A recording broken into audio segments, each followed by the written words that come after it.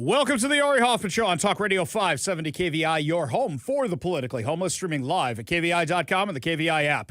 If you want to be part of the most dangerous show on the airwaves, give us a text on the KVI studio line at 206-421-5757. That's 206-421-5757. Coming up this hour, want to make six figures working for Katie Wilson? Is it actually worth it if you're going to have to be working for Katie Wilson? But before we get to any of that, time for your daily dose of adrenaline. You want me to stick this into my heart? Are you f***ing nuts? Last night, President Donald Trump gave a speech from the White House talking about allegations of problems of voter integrity here in the United States. Now, what I find entertaining about this is all the networks that refuse to cover it. Last night, I went over into Kevin's little goldfish bowl over there. He's got all the TVs on of all the networks. Fox had it on, but some of the other ones didn't have it on. But what I find funny about it is all the networks that didn't have it on have spent all day today trying to debunk what he said. So let me make sure I got this right. You're not going to give any airtime to what he said because you think he's lying. You think he's full of it. You think he's been disproven time and time again. But then you spend all day long today playing clips and talking about it. I'm sorry, guys. I don't see the logic. I really, really don't. Now, what President Trump was talking about, you have to really dig into it and really dive into it. A lot of this stuff we have heard before. But to me, the biggest allegation President Trump made last night, which was backed up with documentation, was basically a massive, massive data loss, a massive data hack by enemies of the United States, Iran, China, and others. Now, this is like those letters you get in the mail, your data has been compromised. Sometimes it's a no big deal. Sometimes it's a very big deal. Sometimes you don't find out until later. That is a really, really big deal. But our system is vulnerable. And what I can't get over is how if I have this argument with some of my Democrat friends, they will always say, it's lies, it's lies, it's lies. I go, okay, then show us the voter rolls if it's lies. No, we don't have to do that. He's going to get our data. I'm like, the IRS already has your data, friends. You are on so many databases, in so many databases. Hey, by the way, do you have social media? Did you agree the terms and conditions of Facebook, Instagram, Twitter, all these other platforms? Because if you're not paying for them, you are the product. They're giving out your data all the time. They're selling your data all the time. That's how they make money, guys. That's how they do it. You are on so many federal databases, you have an FBI file. Even if you've done nothing wrong in your life, you have a file with the IRS. You have a file with immigration. You have a file with everybody. You are in everybody's database if you are a tax-paying, Social Security earning citizen of this country. So let's throw that out the window. Oh, he's going to get our data. But then there's something else, is that are people illegally voting in the U.S.? And even if they're not illegally voting in the U.S., shouldn't you want to make sure that they can't illegally vote in the U.S.? This is why this is an 80-20 issue. For me, I've seen cases of voter fraud. I've seen allegations of voter fraud. I see how voter fraud can happen. Let's do an example right here of things that have happened to me personally. My oldest son moved to Israel, is now an Israeli citizen, and yet he is still getting ballots for the United States. Now, you're going to say, well, of course he can, because he's also still a U.S. citizen. Yes, my son actually does have two passports. He's the only member of my family that does. But when he was living here, before he moved to Israel, do you know how he registered to vote? He registered to vote online without showing any form of ID whatsoever. No form of ID at all. And guess what? He was going to school in Israel at the time. And he was able to register to vote. Never had to produce any form of identification whatsoever. Now, my son happens to be a U.S. citizen. So, not a big deal. But imagine somebody else who's more nefarious doing something like that. Let's take my second son for a minute. A form came in the mail for him to register to vote. Okay, fine. They ask for a signature so that way they know you're a real person. They can verify your signature after that. What I find entertaining about this is the fact that let's say that went to the wrong house. Let's say that went somewhere else. Let's say it was a made-up person like we've seen happen before. That means it can now come to me. I can fill it out however I want. I can create the signature, and boom, I am now legally registered in Washington State. Now, those are a little bit more difficult. By that, I mean they take a little bit more effort. Now let's do the things we know are happening. We know that when you register a car, when you get a driver's license, when you register a trailer here in Washington State because of motor voter laws, you are in many cases automatically registered to vote. And you do not need to be a citizen of the United States in order to get a driver's license or to register a vehicle or to register a trailer. So now you've got an interesting problem. Steve Hobbs, in interviews before, acknowledges that's the case and basically says, well, it's Scout's honor. And then you have Nick Brown out there saying, oh, these things are extremely rare, and yet we have covered these incidents when they have happened. I remember, I think it was 26 people were actually found to be doing this out in Yakima not too long ago, even though Nick Brown says it doesn't happen, and they declined to prosecute them. Why'd they decline to prosecute them? Because then they have to admit there's a problem. I think this was back when Bob Ferguson was still Attorney General. Because if they actually prosecute these guys, then they have to admit there's a problem. Let's look at the election day itself. Votes can come in after election day. Now the Supreme Court has actually cited that they can too. You have no idea where they're coming from. Do you know what Shama Sawant and her lovable band of lunatics do? They set up tents. They print out ballots. You can register the same day to vote. So you can walk up to that tent with no ID whatsoever. You can register to vote on the spot through the website, like my son did, and then they can print out a ballot and they can turn it in for you. Is that a secure election? You know the answer to that as well as I do. And what happens if I walk up to a Shama Sawant tent and I vote the other way? Are they going to lose my ballot? Now you have a chain of custody issue because I voted against something they wanted, and there is no election official there to check any of this, to supervise any of this, to watch any of this. This is all stuff that actually happens. And then I ask you this. Washington State has 8 million citizens in it, according to the numbers that we have. Went from 7 to 8 million. We have 8 million citizens. Yet it takes us a month to finish counting all the votes from election night. Israel, 9 million people who are citizens of Israel. They get their election results in a few hours through paper ballots, through proof of citizenship, through voter ID. France, that we have to save. Anytime the Germans get antsy, we have to save France. France counts 30 million ballots in just a few hours. And yet here in Washington, it takes us weeks to count 8 million.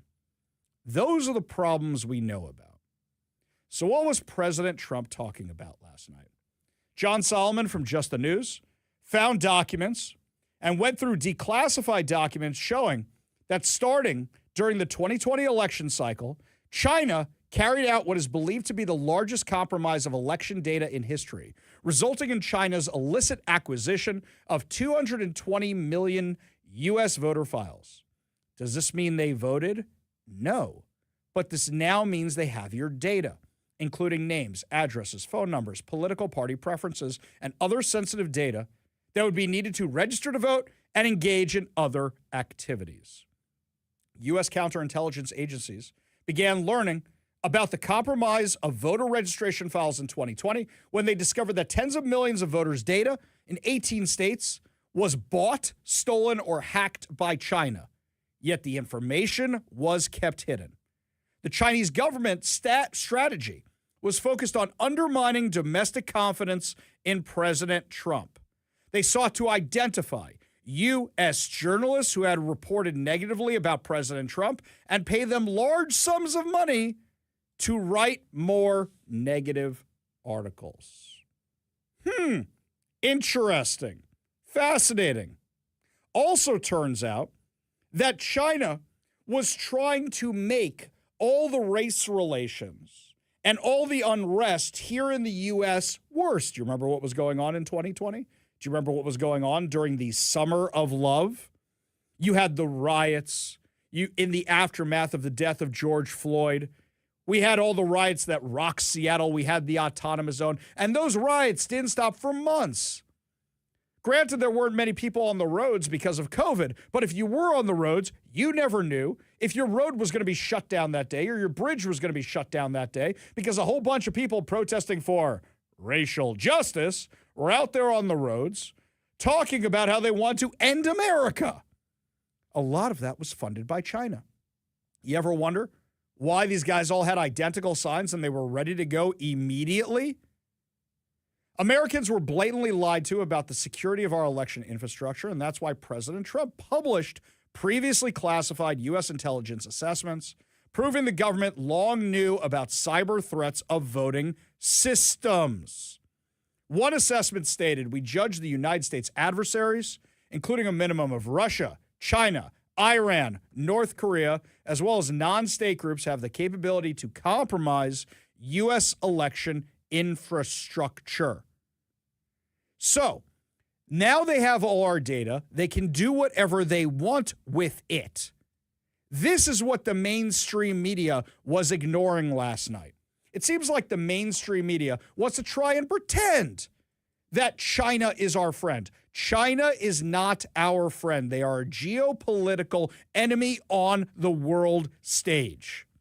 So, these guys were messing around in our elections. They were messing around in our journalism. And now they have a whole bunch of our data. A massive data breach.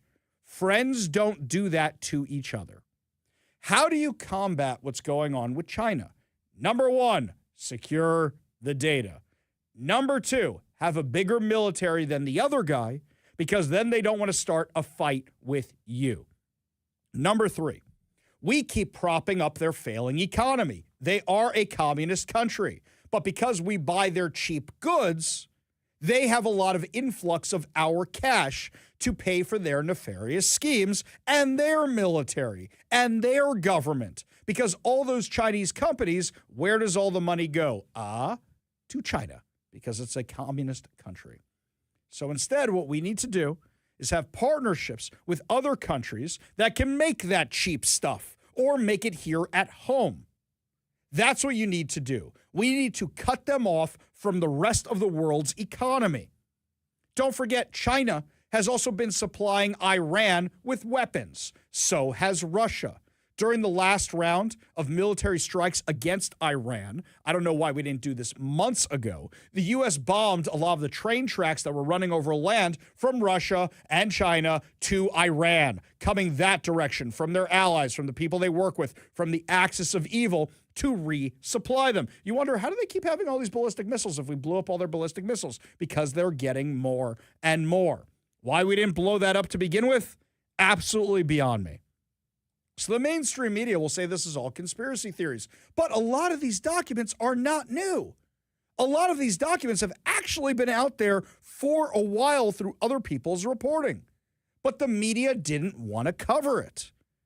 We also found out yesterday, Department of Homeland Security, in conjunction with other agencies and some state governments, found that states like Pennsylvania, California, New Jersey have hundreds of thousands of illegal aliens on the voter rolls.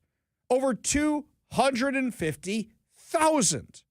Now let's look at the 2024 election for my friends on the left. President Donald Trump may have won 7 swing states. He did. But if you look at how much he won them by, they weren't blowout margins. Sure, it was an electoral college victory and an electoral college sweep. But if you actually look at the numbers, it's because groups that hadn't voted before showed up to vote. And because they showed up to vote, they pushed President Trump across the finish line. So what happened there is when Scott Presler got the Amish, or Charlie Kirk was doing what he was doing in Arizona, Scott Presler doing what he was doing in Pennsylvania and New Jersey and other places, This moved races. This moved the needle. And as a result of that, President Trump won the election. So if you have illegal aliens, non-citizens, voting in those kind of numbers, it could push it the other way as well. And all you need is a small margin in order to do that. But the left knows that, which is why they don't want to talk about this. This is why they don't want to talk about this. This is why they don't want to cover this. Here's Secretary Mark-Wayne Mullen earlier today revealing this information. So first of all, Department of Homeland Security, we've identified 250,000 non-citizens registered to vote in just 4 states. Mind you, we have 46 other states. And just 4 states, we've identified 250,000 non-citizens registered to vote in California, and Pennsylvania, New Jersey, and Nevada. We also worked with proactive states to identify 28,000 non-citizens on their voter rolls, plus 400,000 individuals that are still registered to vote that are deceased.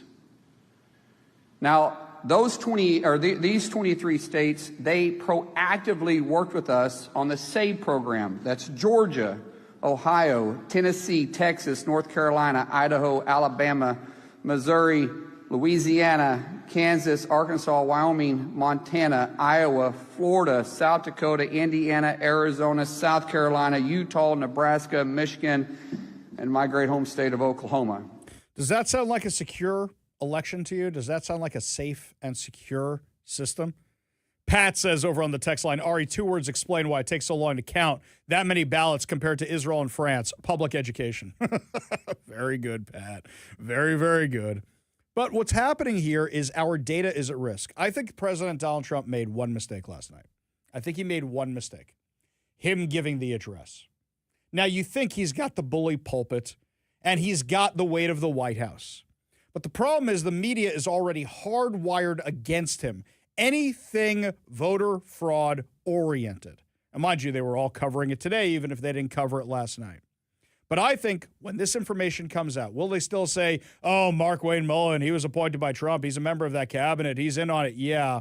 But I think if this had been put out in press releases, not on a Thursday night, because then you have it on the Friday, which is take out the trash day, because newspapers only have so many column inches to print over the weekend, and nobody wants to work over the weekend, they're going to bury this story. I think this should have been done on a Monday in a news release from multiple federal agencies and not the president. And I think it should have been a whole document reveal and a document dump. Look at it for yourself. I think that by injecting the president or the president injecting himself, he wants to say, look, I was right. You know he's going to be right by the reveal of the documents, but I think the media would have had a better chance of covering it that way. But the fact that the media will not cover a presidential address when there are documents to back it up because they don't like what he has to say tells you everything about the media. We have had people on the show who have lied to my face before.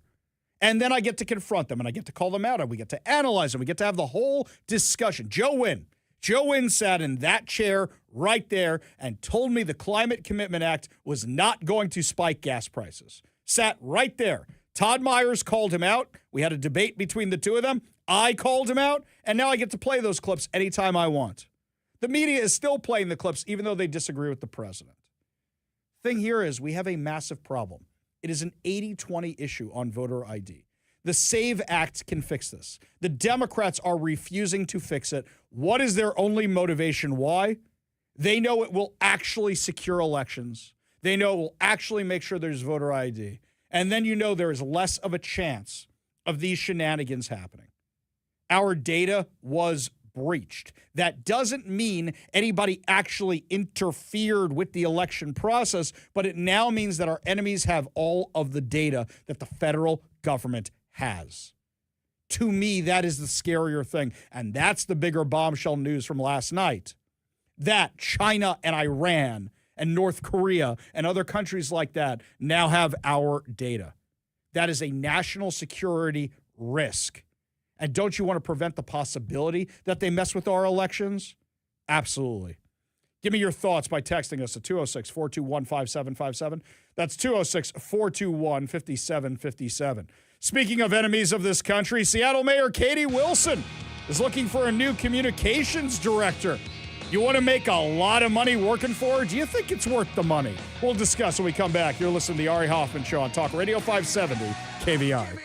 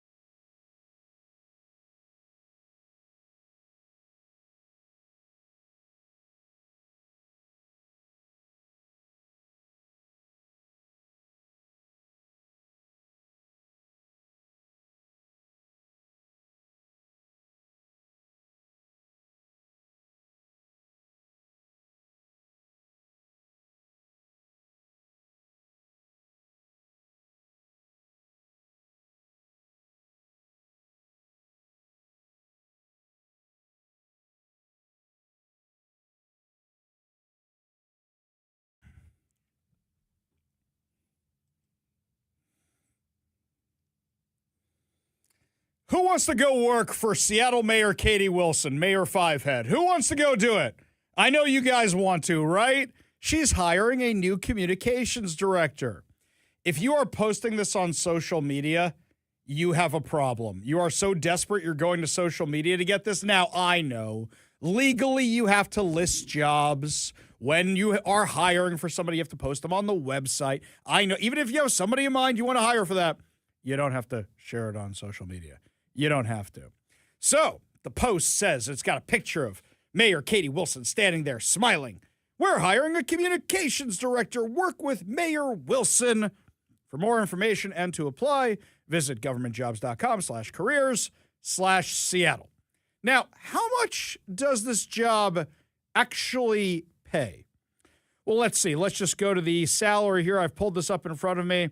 $164,868.48 to $272,087.28 annually. Okay, Kevin, I quit.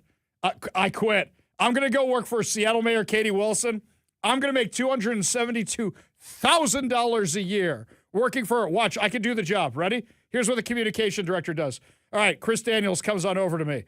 So Chris Daniels comes walking over. Mayor Wilson, I'd like to ask. Nope. but I want to ask. Nope. No. But I want to talk. Nope. Not going to happen. Not today. Not today. Just move along now. They're going to be like the stormtroopers in Star Wars. Move along. Move along. Yeah, we're not interested. How hard is that? You're a glorified traffic cop. That's it. All you need is a vest and a stop sign. You could be a school crossing guard. That's it. Okay. $272,000 a year? What communications are you doing for her office? It's basically, what do the socialists say? Put it into a press release, put it out there in the world, and put it on your website. ChatGPT could do the job for you. This isn't that hard. You know what? I'm applying. You know what? Over the weekend, I am applying for this job, and I want to see how quickly I get rejected. How many rounds do you think I make it through? They say they have in-person interviews the first week of August. Oh, Kevin, this would just be too delicious. I'll go down there. We'll do the whole experience. I'm never going to get hired, right? It's not going to happen. If I wrapped myself in an LGBTQ flag, they wouldn't hire me. I guarantee you they would not. This is going to be so much fun. Have you ever disparaged the mayor? Not today. Not in the last 5 minutes, I haven't. Oh, this is too good. This is too good. Is this like the second or third communications director that she's hiring for? Oh my God. This thing is insane. Absolutely insane. The amount of stuff you hey guys, how many forms of ID you think they need for you to apply for this job? You got to provide your social security number, you got to provide your driver's license, you got to provide, are you a citizen? Are you a citizen of this is great. This is just too delicious. Please briefly describe your experience managing a communications team. Well, I ran a radio show for a couple of years with some help from some people. That'd be good.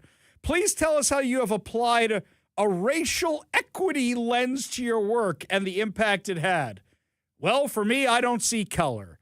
I see you as a human being, and you're either a good person or you suck. So I don't see race. The position offers flexibility of a hybrid work schedule. Employees will be expected to work in office a minimum of 3 days a week. Wow, this job gets better and better. Yeah, I could do that. The job advertisement requests you attach both a color letter, resume, blah, blah, blah. Where and how did you hear about this position? Well, it was on social media. Oh, this is great. I'm going to apply this weekend. How quickly do you think I get rejected?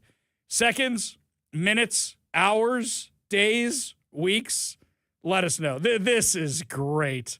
Anna says if you apply for the position Katie Wilson posted, I give it an hour before you're officially rejected. This is great. This is absolutely great. Unbelievable. This one here from Dan Smith. Well, I have absolutely zero experience as a communications director, so I should definitely apply. You know what I should do? I should really dye my hair blue, maybe green. I think the green's more likely to get me the interview, right? Don't you? It's the green hair that will get me the interview. I go, oh, can't wear that thing on my head. Got to remember to take that thing off. They don't like the Jews in that office. We'll shove that thing in my pocket. Right. We'll walk on in there with the green hair, with the LGBTQ flag. Wait, should I go undercover as my alter ego, Ira, that I went to Kamala Harris's event dressed as? That hipster-looking feller? Yeah. I'll go in there like that. Wait, I could just say I don't need to provide ID. I could just make all this up. Oh, this is going to be too much fun. All right, that's it. This weekend, I'm going to have a couple of old fashions.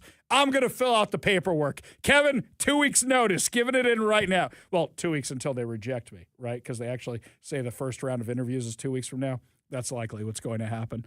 Up next, more of your text, my friends. Plus, did you guys see what happened in Maine's Senate debate last night? It was better than anything SNL could have written. We'll have the insane audio for you when we come back. You're listening to the Ari Hoffman Show on Talk Radio 570 KVI.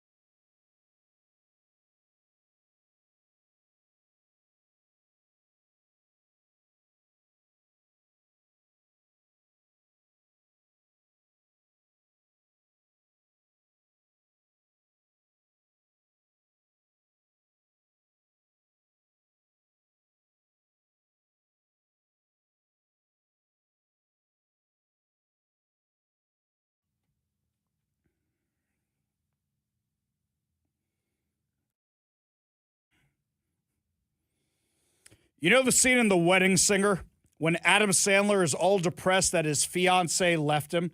So he starts talking about how sad he is and how people who aren't destined to get married like the mutants over at table number 9. Well, it seems like the Democrats, to replace the Nazi tattoo sporting alleged rapist Graham Plattner, decide to bring out the mutants from table number 9 to be their candidates for running to be the next senator from Maine. I tell you, Saturday Night Live could not have written a skit this good these days. Maybe back in the day they could have done it. The mutants that were on stage, holy cow. And the crazy stuff they said. Now, let's start with Maine Democrat Elizabeth Dickerson, who was asked why she's running to be the next senator from Maine. But I did this because I'm very interested in climate, and President Trump has done about everything he can do to strip away any protections that we have on climate. Very interested in the climate. That's the biggest problem facing our nation right now, the climate. So you can see it's just check a box. I checked the box for the climate. I'm going to fix the climate. I'm going to save the climate. But my friends, the one who's really going viral is Maine Democrat Ashley Webb. Ashley Webb is a larger man in a dress. Ashley Webb identifies as transgender. Let me tell you what Ashley Webb looks like. Ashley Webb looks like Meatloaf in a dress. And I don't mean Meatloaf from Fight Club. I mean regular Meatloaf. You know, Paradise by the studio lights, that's what we saw happening. Paradise by the podium lights, that's what we saw happening last night. So Ashley Webb, I don't know what Ashley Webb's real name is. Ashley Webb was asked, why are you qualified to be the next senator from Maine? Ashley Webb, what qualifications do you have to serve in the U.S. Senate?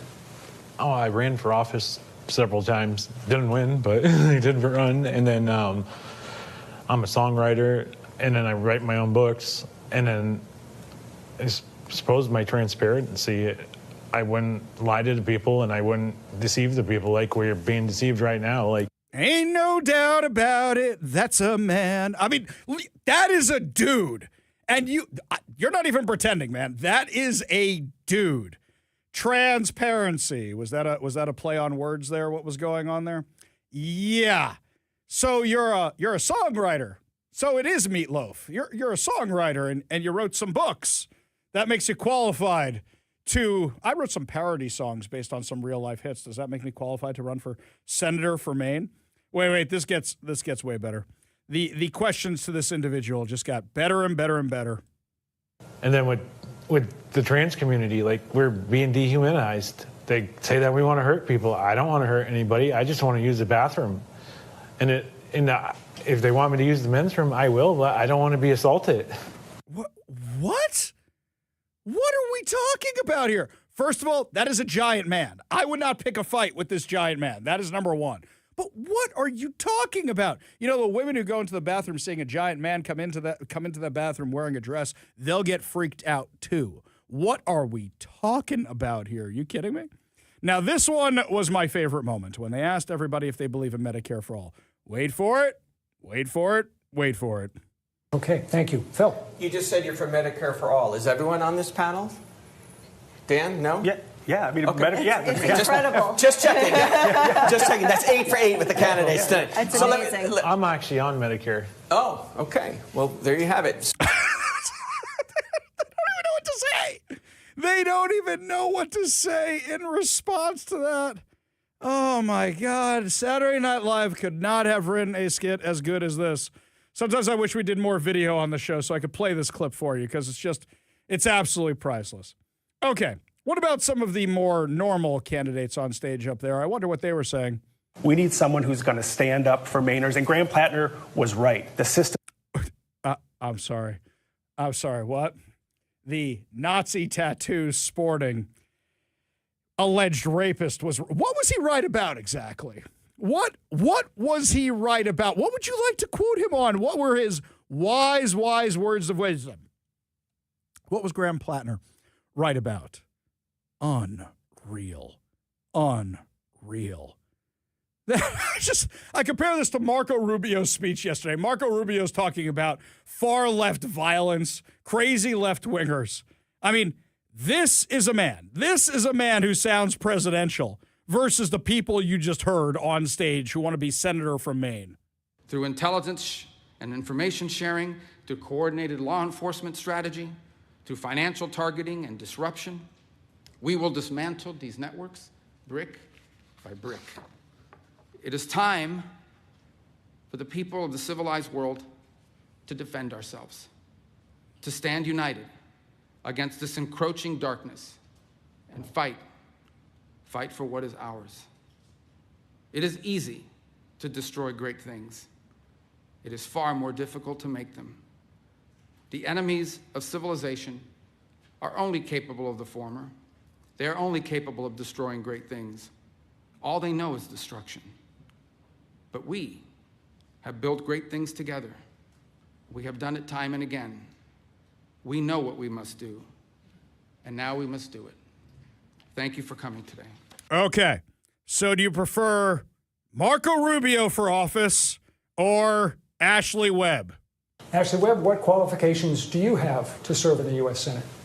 Oh, I ran for office several times. Didn't win, but I did run. And then I'm a songwriter, and then I write my own books. And then I suppose my transparency, I wouldn't lie to the people, and I wouldn't deceive the people like we're being deceived right now. Like, you mean like how you're trying to deceive people into thinking you're a woman when you're really not? How about this for a second? Do you know why the Democrats are still trailing in the polls, even though the economy ain't doing so great and there's a lot of things that could be doing better here? It's because this is what your choice is between. No matter how much people dislike the Republicans, they look at Ashley Webb and they look at other Democrats and they go, these guys? Really? You think these guys are the ones who are going to fix anything? Nah, not going to happen. This is why Democrats still don't have that support. That's why they're not gaining support, even when President Trump is unpopular. Up next, my friends, a student wanted to use an American flag in school. And yet the kid's public school said, no, we don't like that American flag. We're not going to do it. Woke Report is coming up next. You're listening to The Ari Hoffman Show on Talk Radio 570 KBI.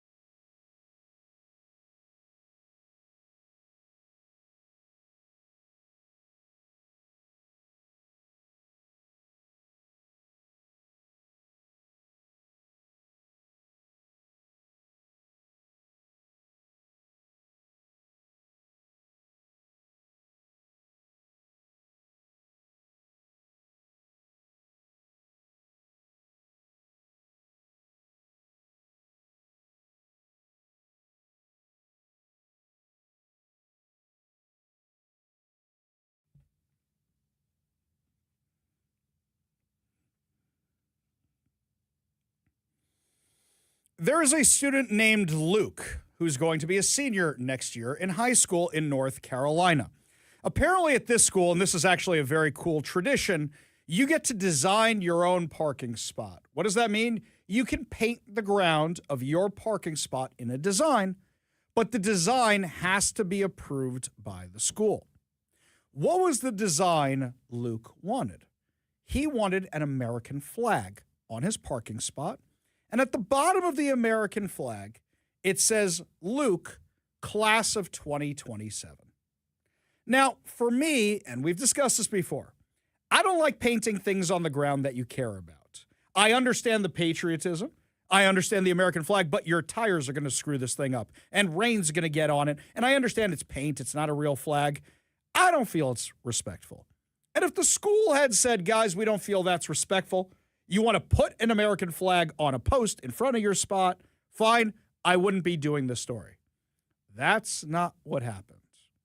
The school district said they can't promote a particular religion, political viewpoint, or patriotic message.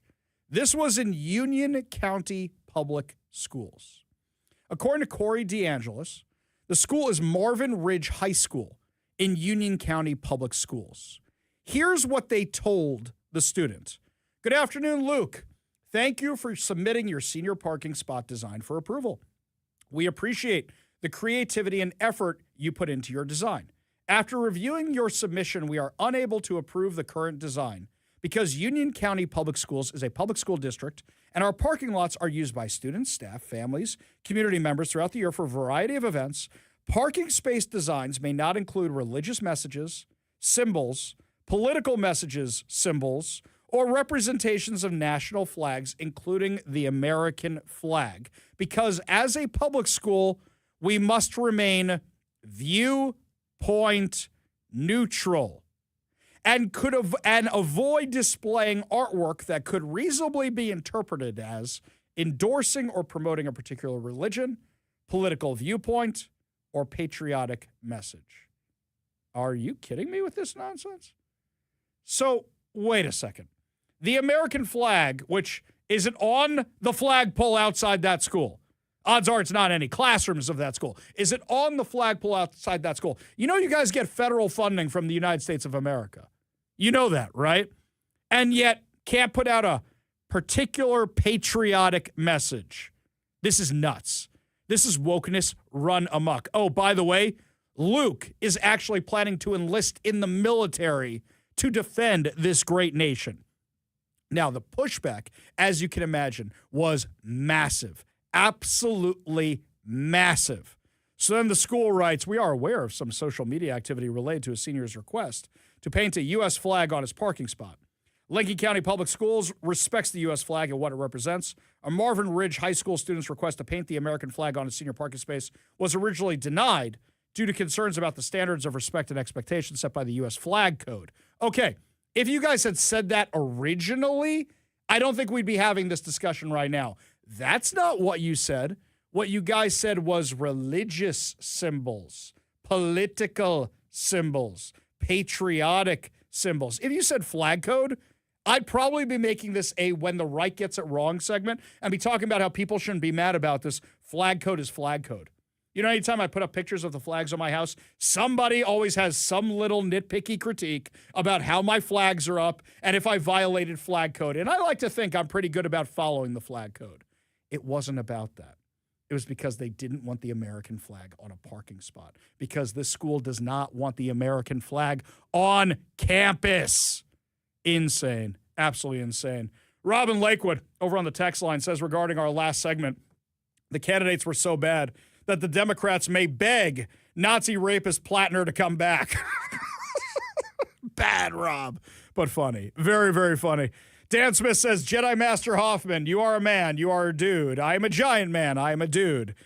That person is neither a man nor a dude. It may be male, but not a dude. Oh, okay. I mean, we don't need to be nitpicky about it, but funny, still funny. All right, Matt Gilbert, this is text of the day. I wish I could show it to everybody.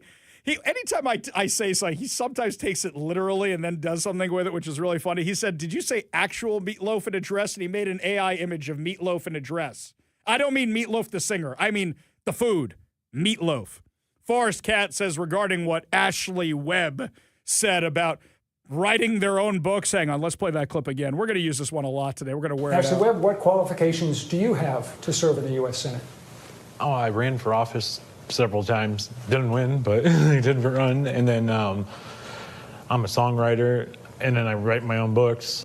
Forrest Cat says, I write my own books means he's never been published.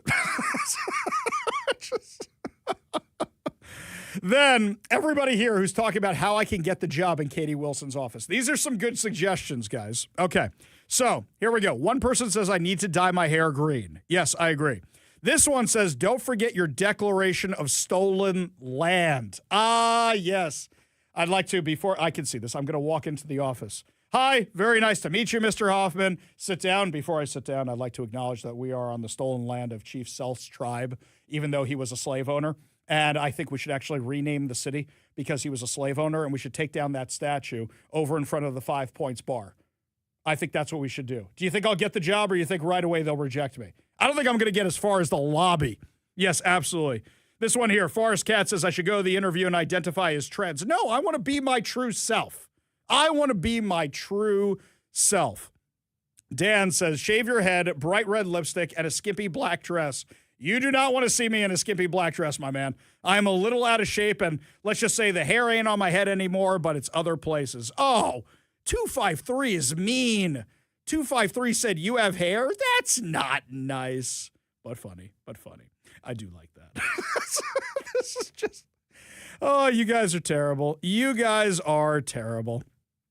Anywho, switching gears over here for a minute. A lot of you are weighing in on the voter fraud allegations and the voter integrity allegations that President Trump put forward. And look, we can keep going back to this time and time again, but remember what Democrat Alyssa Slotkin said? She was literally saying just a couple days ago the Democrats would never win another election if we have the SAVE Act, which means they would never win another election if they have voter ID. You want to know the other gem she said at the same time? The place that I ran the first time was a Republican-drawn district that feels a lot like kind of running in Indiana. We know of two, not one, but two fake book clubs. Women who literally told their husbands, husband, I'm going off to book club, and they would come and volunteer at our campaign office. Are you saying they're too afraid of their husbands to go vote, to have their political stuff? Okay, I don't know about you. I don't think these are real relationships. You know why? Every husband I know, including myself, we're petrified of our wives. We love our wives. We adore our wives. We put our wives up on pedestals. I ask my wife permission for things. I assume the rest of you do that too. Okay? So I don't know. I don't know what she is talking about here. That's crazy. That's absolutely crazy. But this is back to that campaign commercial. You remember that old campaign commercial, which the Democrats were running, which show how out of touch they are because they don't know what a real relationship is anymore. They had the woman and the husband, and he goes, all right, you know who to vote for, right? And she goes, yes. And then she gives a look to another woman, and they both circle the box for Kamala. And, like, it shows how out of touch you guys are. Most couples agree on politics. Most couples don't disagree on politics. But also, most men are afraid of their wives. Most men do what their wives say. That's how it goes. Spare me your woke nonsense. Up next, lots more to discuss as the show continues. My voter's guide is out, and another company might be about to bail on Seattle. Tell you all about it when we come back. You're listening to the Ari Hoffman Show on Talk Radio 570 KVI.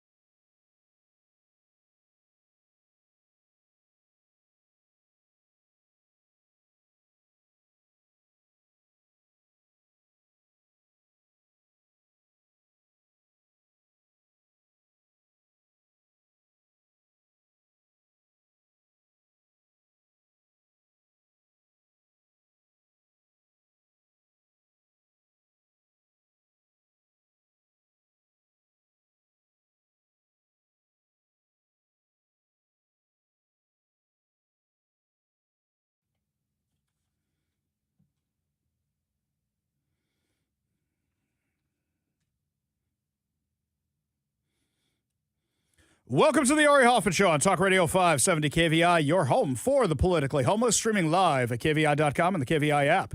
If you want to be part of the most dangerous show on the airwaves, call or text the KVI studio line at 206-421-5757. That's 206-421-5757. Coming up this hour is another big company gearing up to leave the Seattle area. All the signs are there.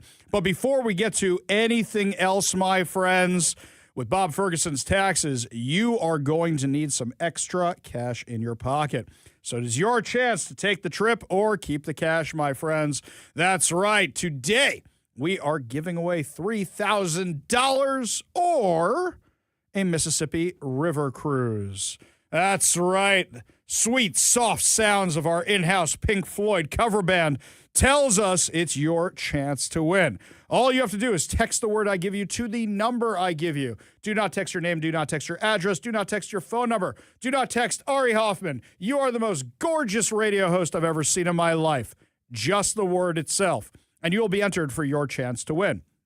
Today's word is marsh. As in, when you go down the Mississippi River cruise, you might see a marsh. M-A-R-S-H. Text the word marsh to 206-421-5757. That's 206-421-5757 for your chance to win. Also, while you are texting things, my friends, just want to remind everybody, I know your ballots are dropping this weekend. Your ballots are dropping this weekend. And a lot of you have already reached out with asking me for my recommendations, my endorsements of who to vote for. Well, I have a surprise for you. Our voter guide for KVI is entirely online. It is on KVI.com right now. You can check it out. But if you want it sent directly to you, you can text the word VOTE to 206-421-5757. That's 206-421-5757. If you text the word VOTE, we will send you the KVI voters guide. And if there is a race you don't know about or a race that's not there, email me, ari@kvi.com, and I will try to help you out. I can't endorse, I can't recommend in every race. I don't know every race. So sometimes there's some races going on. You reach out to me. I'll do my research. I'll try to get you an answer, and I will update the guide. Okay?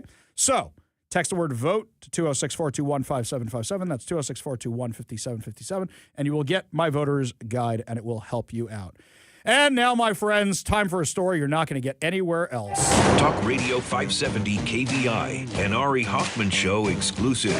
So we had all those public records requests, which showed that Starbucks had warned Bob Ferguson, had warned him about what his taxes were going to do to the economic environment around here. Well, he wasn't the only one. One of our amazing listeners did a public disclosure request as well, but it wasn't for Starbucks' docs. It was for T-Mobile's. For those of you who don't live in the area, T-Mobile has a very big, very pink headquarters out in Bellevue. You see it when you're going to AMC Factoria. I love that movie theater, by the way. They got the reclining seats, and it's cheaper than the other AMCs. I love that movie theater.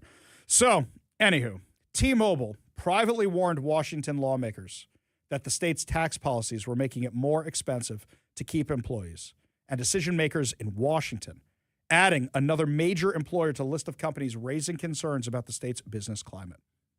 In a March 2nd letter to Representative April Berg, the Democrat from Mill Creek, T-Mobile U.S. CEO Srini Gopalan asked lawmakers to repeal the advertising services portion of Washington's expanded sales tax on services, which was passed as part of Turd Ferguson's largest tax increase in state history. The tax was enacted through Senate Bill 5814, the 2025 measure that expanded Washington's retail sales tax to a range of previously untaxed services, including advertising. Critics said the legislation increased costs for businesses, nonprofits, healthcare providers, childcare organizations, schools, and other institutions already facing rising expenses. T-Mobile argued that the advertising portion of SB 5814 created a structural disadvantage for businesses headquartered in Washington because the tax is based on where advertising services are received and used. Quote, companies headquartered in Washington with marketing teams or decision makers located here incur this tax on creative advertising services. Companies headquartered outside Washington do not. So you're basically penalizing a business for being here. T-Mobile said the burden applied directly to the Bellevue-based telecom giant because part of its marketing operation remains in Washington. Quote, as one of the largest purchasers of creative advertising services in the country, T-Mobile faces an additional tax burden as a result of currently having part of our marketing team based in Washington. This results in an unintended competitive disadvantage for companies that choose to headquarter and employ workers in our state. The company's government affairs team followed up by supplying lawmakers with specific amendment language that would repeal the sales taxation of creative advertising services enacted under Senate Bill 5814. So this is interesting. They didn't say get rid of the whole thing. They said, we know you want your taxes, but can you make things better for us? Okay, look, a company is going to look out for its own self-interest. They even gave them replacement language. They weren't lobbying in favor of the broader tax package. It was asking the lawmakers to remove a single provision that penalized Washington employers. Representative Mari Levitt, Democrat from University Place, the only one who's right on the Democrat side of the aisle these days, later called Senate Bill 5814 a failed policy and said the partial rollback enacted by lawmakers did not go far enough. She called the bill a disaster of policy, writing on social media, we were able to repeal a portion. The entire bill must be repealed in order to provide real relief. I called it the kitchen sink bill because it's everything but the kitchen sink or everything thrown into the kitchen sink. Either way. Internal legislative emails also show Levitt supported the T-Mobile-backed repeal amendment during the session, writing that she strongly supported it, wanted to introduce it if it had not already been included in the House's working version of the bill. The warning carried added weight because of the company's geographic flexibility. T-Mobile maintains a distributed corporate structure with roughly 3 major secondary campuses in Kansas, Texas, and Georgia outside of its Bellevue headquarters, along with another 2 or 3 significant offices. In February, T-Mobile laid off nearly 400 workers in Washington while continuing to hire elsewhere in the country, particularly in Kansas. The company employed approximately 70,000 people nationwide as of December 31st, 2024, including nearly 8,000 workers in the Seattle region. The contrast underscores how easily future hiring and investment could be directed toward T-Mobile's other established campuses instead of Washington. The company didn't threaten to leave Washington. However, this is very, very similar to what happened with some other companies around here. Starbucks, we know, reduced its Seattle headquarters workforce while developing a 250,000 square foot Nashville office, which is going to have 2,000 employees. Meanwhile, how many are they firing over here? Starbucks founder Howard Schultz also changed his domicile to Florida as Washington Democrats advanced a 9.9% income tax on earnings over $1 million, which is eventually going to hit everybody. Microsoft, Amazon, Meta, Oracle, and other tech companies have collectively eliminated tens of thousands of Washington jobs. Seattle area tech layoffs have surpassed 20,000, while Meta has abandoned or reduced office commitments, and Amazon has shifted thousands of workers from Seattle to Bellevue to avoid Seattle's taxes, and now they may be shifting them out of state as well. Washington's unemployment rate reached 5.2% in June, compared with 4.2% national rate. The state lost 1,200 jobs between June 2025 and June of 2026, with June's monthly increase driven largely by government hirings and hirings in leisure and hospitality rather than technology, manufacturing, or professional services. T-Mobile's letter shows that the warnings were not only coming from Republican lawmakers, trade groups, or conservative critics. This is one of Washington's largest employers, and they were begging for help, absolutely begging for help. You know what Turd Ferguson, the Democrat, said? Yeah, well, who gives a damn? That's what they said. That is what they said. They didn't care at all. The Democrats do not care about you at all in the state. They can't wait to tax you.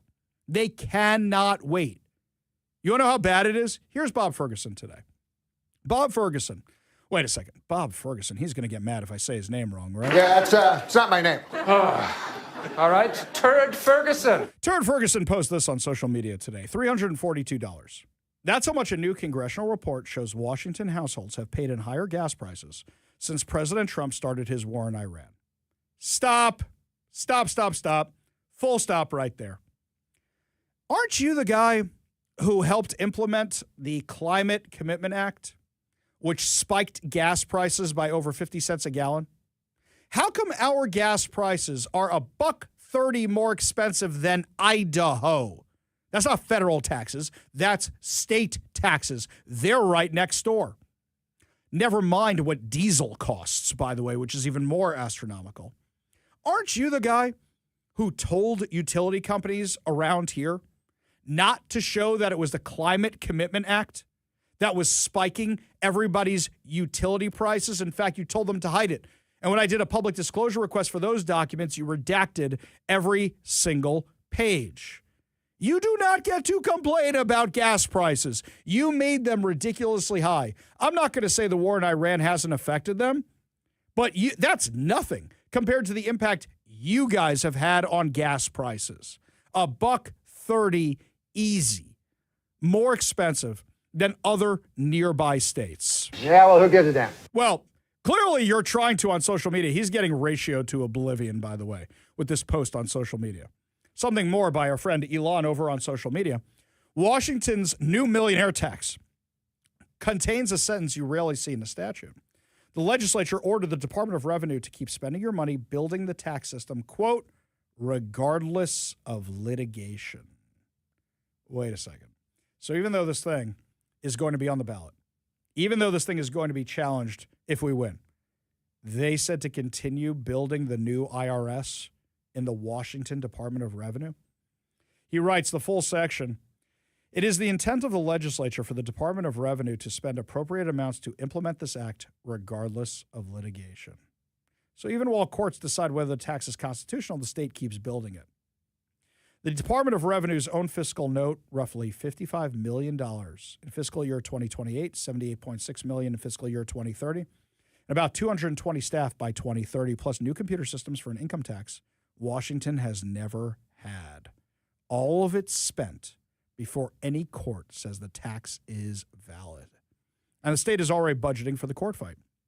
The Attorney General's office, public fiscal note, staffs of defense starting in fiscal year 2027 and growing to the attorneys plus paralegals every year thereafter with direct litigation costs penciled in annually, permanently, which means they're going to keep appealing and appealing and appealing and appealing. Even if we win, they're going to keep coming back at it again and again and again. Section 1107 declares the tax necessary for the support of the state government and its existing public institutions. That way, they block a referendum. Section 1101 quietly amends I-2111, the 2024 law banning income taxes, to add that the ban does not apply to this tax. So your ban on income taxes, which the Washington State Legislature voted into place because you guys went out and got enough signatures to make sure to get that sucker in front of them. Yeah, they amended it to say this thing about income taxes, we're not going to listen to it. Or in the words of Turd Ferguson, yeah, well, who gives a damn? This is what they are doing. They don't want your vote. They just want your money. That's what the Democrats are pushing forward with, the greedy you-know-whats. Meanwhile, they're also putting your public safety at risk. You guys know about McNeil Island, right? If you don't know about McNeil Island, here's a little commercial we used to run about them. Washington State's McNeil Island is a beautiful long vacation destination for level 3 sex offenders. Now, Jay Inslee, Bob Ferguson, and Washington Democrats are bringing the experience to your neighborhood. Department of Corrections Tours is sending the offenders to beautiful halfway houses with no guards and no security on sprawling properties in rural residential areas. Who needs safety when you can feel good about yourself with virtue signaling? If you're asking yourself, how can I be part of the fun? Chances are you are already. No one is informing the neighbors. So look out your window and find out if you've been selected as one of the lucky recipients of a level 3 sex offender in your neighborhood. This message unfortunately not sponsored by the Department of Corrections and the Department of Social and Health Services. May the odds ever be in your favor. Now, as much as that's a joke parody, it happened again. And to one of the same neighborhoods last time.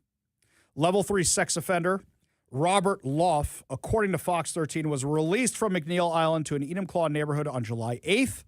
Nobody told the neighbors. A judge approved his release after experts determined he is no longer sexually violent. However, he refused sex offender treatment and has a history of prison violence. And yet they said this guy could leave. Loff has an extensive history of violent and drug-related offenses dating back to 1973. 1973. So this guy is not rehabilitated. He's worse than ever. He's a level 3 sex offender, which make him the most likely to reoffend by federal standards. And they released him into Enumclaw. Released him into Enumclaw.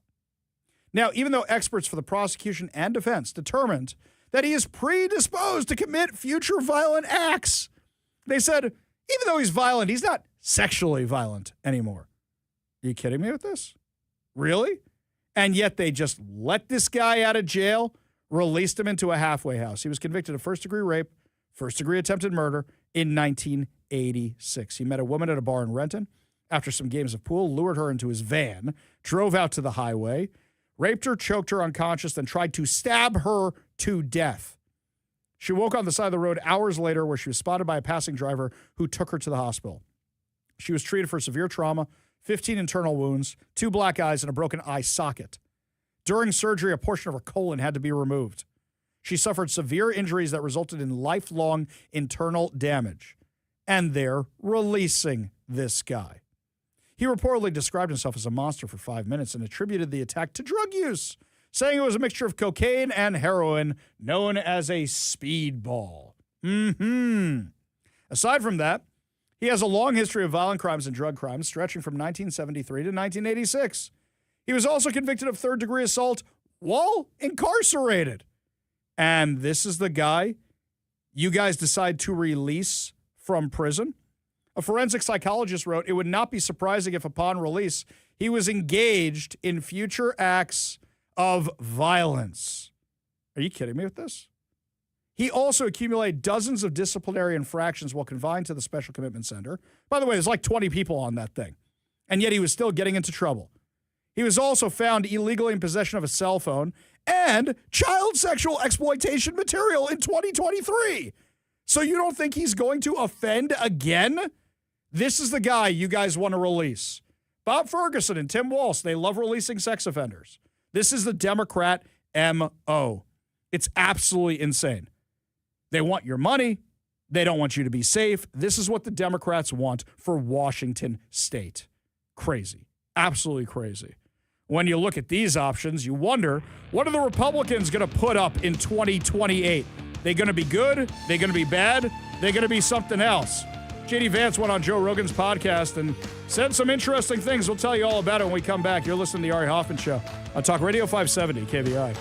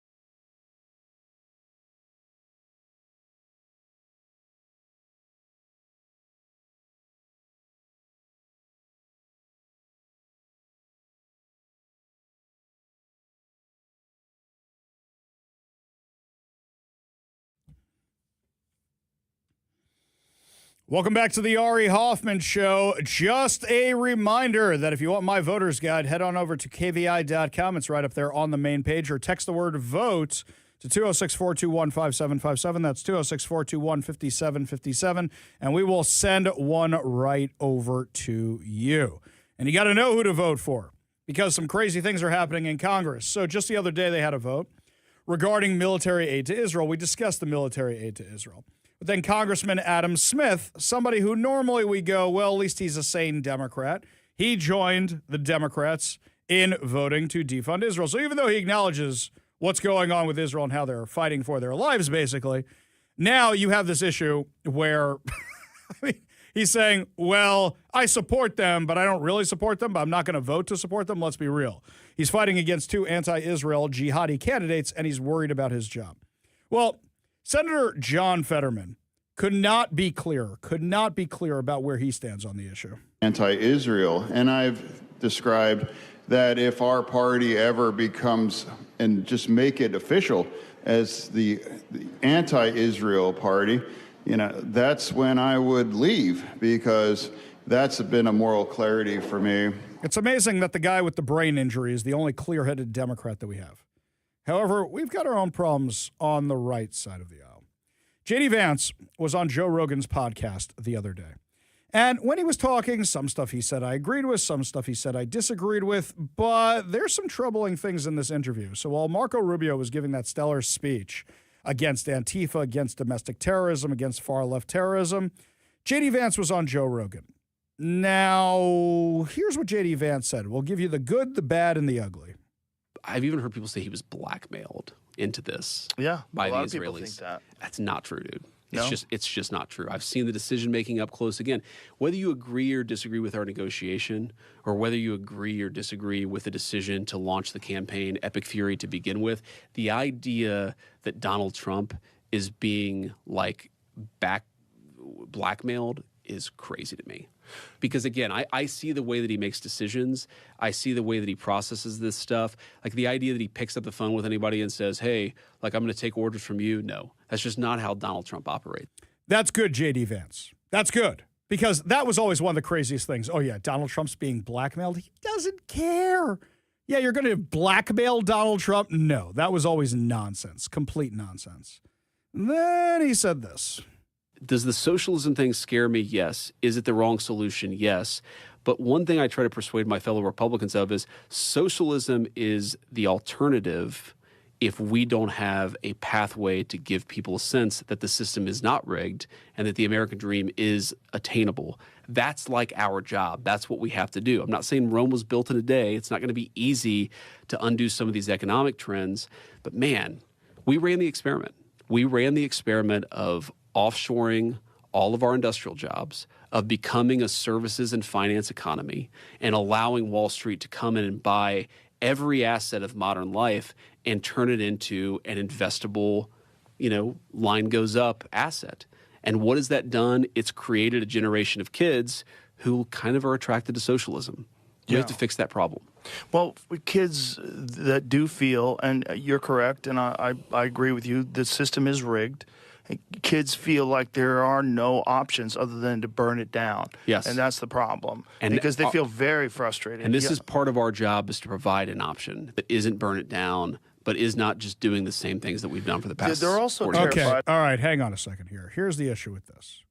You're saying socialism is bad, and you're saying you understand why these kids think the system is rigged, but then you go and blame Wall Street? I'm not saying there aren't problems with Wall Street. I'm not saying there aren't issues with hedge funds buying up houses, driving up housing costs. But the bigger problem is the fact that cities like Seattle won't let you build anywhere, so there's less supply for you to actually buy. And yet you're blaming Wall Street. To me, that sounds like you're not saying that much different from what the socialist types are saying. Give me a solution for how you're actually going to fix it. Tell me what the actual problem is. Otherwise, it kind of sounds like you're just blaming Wall Street. That wasn't all he said. But I definitely think you have seen this very discreet, extremely well-funded campaign to try to derail the negotiation and try to derail the deal. And, there's this Time article that came out yesterday. A friend sent it to me. It's like worth reading because it lists a bunch of people who have quite literally been paid by a former Trump campaign person who was himself paid by certain elements within the Israeli government. Wait a second. Okay. I pulled up this Time magazine article he's talking about. When's the last time you heard a conservative quote Time magazine? That's number one. Number two, you think that the reason your Iran memorandum of understanding fell apart is because Israelis, a.k.a. Jews, were paying people to bash it online? Let me tell you something. Nobody had to pay me to bash that deal online. It was a terrible deal. The MOU fell apart because it was a bad deal. And in fact, I gave him benefit of the doubt. I said maybe he was doing this so that it would fall apart. And then, just like with the Abraham Accords, when the Trump administration offered the Palestinians everything they could have possibly wanted and they still rejected it, they went to the Arab partners and they said, look, you're never going to get a peace deal with these guys. How about we do the Abraham Accords? And it worked. I even gave J.D. Vance the benefit of the doubt and said maybe he's doing that. Maybe he's playing that role that Jared Kushner played the last time around to get a better deal with the Arab countries. Instead, J.D. Vance is now saying, no, he thought the deal was actually going to work. And Israel undermined it? You can't make deals with terrorist organizations. This is how it was always going to end. And those people are attacking me viciously for quite literally trying to accomplish the negotiation objective that the president set for the country. No, we weren't attacking you personally. We were attacking the deal and saying how bad the deal was and what a mistake it was. And where are we right now? The deal did not fail because of Jewish money influencing social media. The deal failed because you try to make deals with terrorists. And what do we say in every single action movie that's ever been made? We don't negotiate with terrorists. So what is their position? Like, they're attacking you how? Oh, it's social media posts. It's they're leaking to reporters. They're attacking me obsessively, saying that we should not be negotiating with Iran. We should just keep the military campaign going indefinitely, and not indefinitely until unconditional surrender, which is what your boss, President Trump, promised.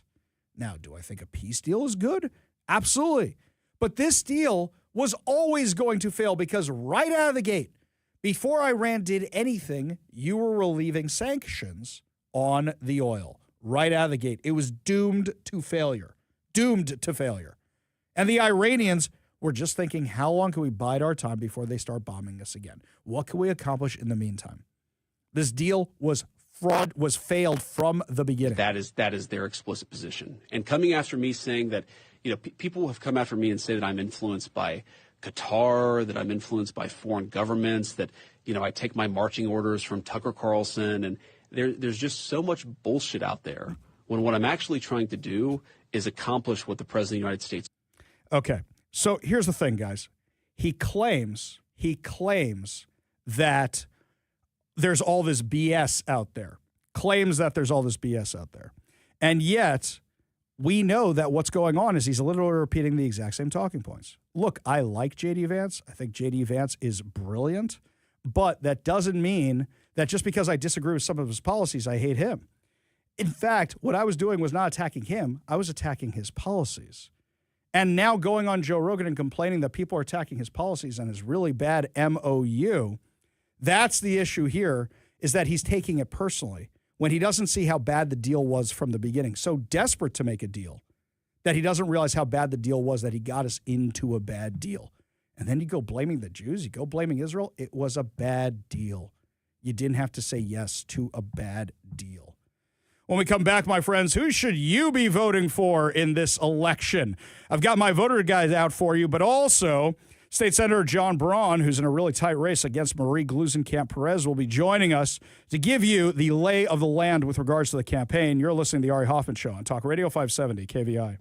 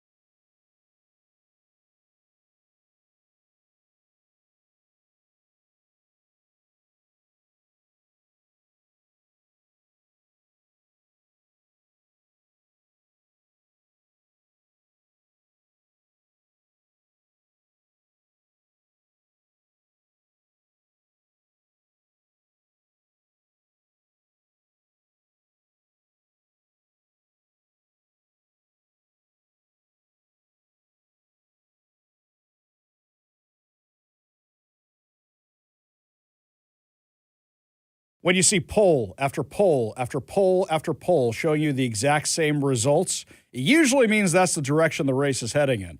And in Washington's 3rd Congressional District, poll after poll after poll shows neck and neck between the incumbent Marie Gluesenkamp-Perez and our friend, State Senator John Braun.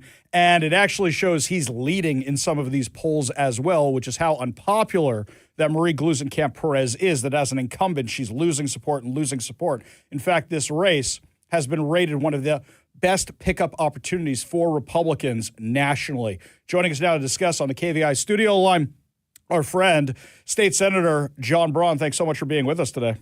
Ari, thanks for having me on. Always good to join you. Great to have you. So when you're out there knocking on doors, when you're out there talking to people, when you're doing fundraisers, what are they frustrated about? What do they want you to fix? Well, first of all, yeah, we're getting a terrific response. We're out meeting people where they are, listening to their concerns, understanding what's standing in their way for themselves, their families, their communities. And they're frustrated with the incumbent. They're frustrated that she likes to tell them what she thinks they'll like, but then there's very little action. And more important, than probably the most important thing they're worried about right now is affordability. And they've seen she's been no on tax reductions for them. She's been no on energy policy that drives down their cost of energy and all goods. So she's saying one thing, trying to get their support, but it's becoming increasingly obvious to folks across the district that she's not really there for them. Now, what I find entertaining is this most recent poll.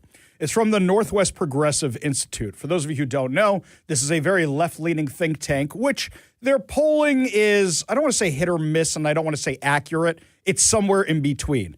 But they probably did this hoping to find different results than the other polling that's been done in this race, and they found exactly what everybody else is seeing, is that she's losing support, you're gaining momentum, and now it's a horse race. Yeah, I mean, and they try to spin this poll like it's a good thing for her, but here's the reality. She's the incumbent. She has the name ID, both uninformed and informed. We're ahead. Now, it's not by much, and I think this is going to be a tight race, but I'd much rather be in my position than her position right now, because we're working hard, but we got a lot of opportunity in terms of building name ID, building folks who don't know me, who I've never represented before, and there's a lot of upside there in terms of votes in August and November, where she is well-known and she's still falling behind. Yeah, I completely agree. And I think it's because nobody can point to anything she's actually accomplished. And also, it seems to be she licks her finger, holds it up into the breeze, and decides which way it's going because it's a purple district, which actually favors more red. And it was kind of a fluke she got elected the last 2 times, mainly because of who she was running against. But now she's running against somebody like you, somebody who's respected on both sides of the aisle, somebody who served in the U.S. military, somebody who has conservative principles, who has an ideology that most people align with, 80-20 issues, and she can't compete with that. Yeah, we're just out there, with common sense, conservative positions that really are focused on solving people's problems. This isn't magic. In a position like this, you are elected to serve those who elected you and listen to them and actually get stuff done, not just talk about getting stuff done. And frankly, I think they're starting to get the sense that she's not being entirely candid with them. The most recent thing is her and frankly others in our state have done the same thing. They make this claim about they're not taking corporate money or corporate PAC money. It's entirely dishonest. What she does, what our governor does, is they go out and raise corporate money. They send it to a separate PAC, and then that PAC sends it to them. So, if I raise money for your producer, and then they give that to you, that's still me giving you money, and they're being dishonest about it. And I think the people of the state of Washington are starting to recognize that this is just a game they're playing to virtue signal that they're better than everybody else, when in fact they're not better. In fact, they're worse. They're not being plain about what they're doing. In fact, I think it's more than that, because they always say, oh, we don't take any corporate money. And then I say, your union money is more than any Republican's corporate money. Every union represents a special interest, but we don't take corporate money. Why? Because they have a separate designation for their tax status? That makes them any different? No, they're spending millions of dollars on these campaigns. In the last few minutes we have with John Braun, who is running in Washington's 3rd Congressional District. My voter's guide is up at KVI.com right now. He has my highest support, my highest endorsement, because I think he is the best man for the job. And I've worked with Senator Braun for a long, long time. He's been a great friend of the Jewish community. He's been a great champion of conservative values. This is our guy. So I see all this national polling. I see all this national attention. I see all this local polling. Would you say you're the top race being watched as a potential pickup seat right now? And are you seeing the support from the Republican Party nationally? Yeah, we've made the case for a while now that we're the top pickup in the country, and I think that's bearing itself out. And I believe there's good reason to think others across the country, particularly in D.C., are seeing the same thing. We just in the last few months, we've seen tremendous pickup and support at the national level, and that's going to be the key to winning the race. We had to start at the local level. I'm super proud of the work we've done in the district and in the state to build support. The excitement we have here, and that excitement is bringing additional help, additional excitement at the national level, which is what we need ultimately to win this race. So I think we're in a great path. We got more work to do, and more than anything, we need you people to show up and vote. But we're on a good path. We just got to keep doing the work. Yeah, I completely agree. I think everything is looking in the right direction. Senator Braun, if people want to vote for you, if people want to support you, if people want to learn more about you, why don't you give us the website one time?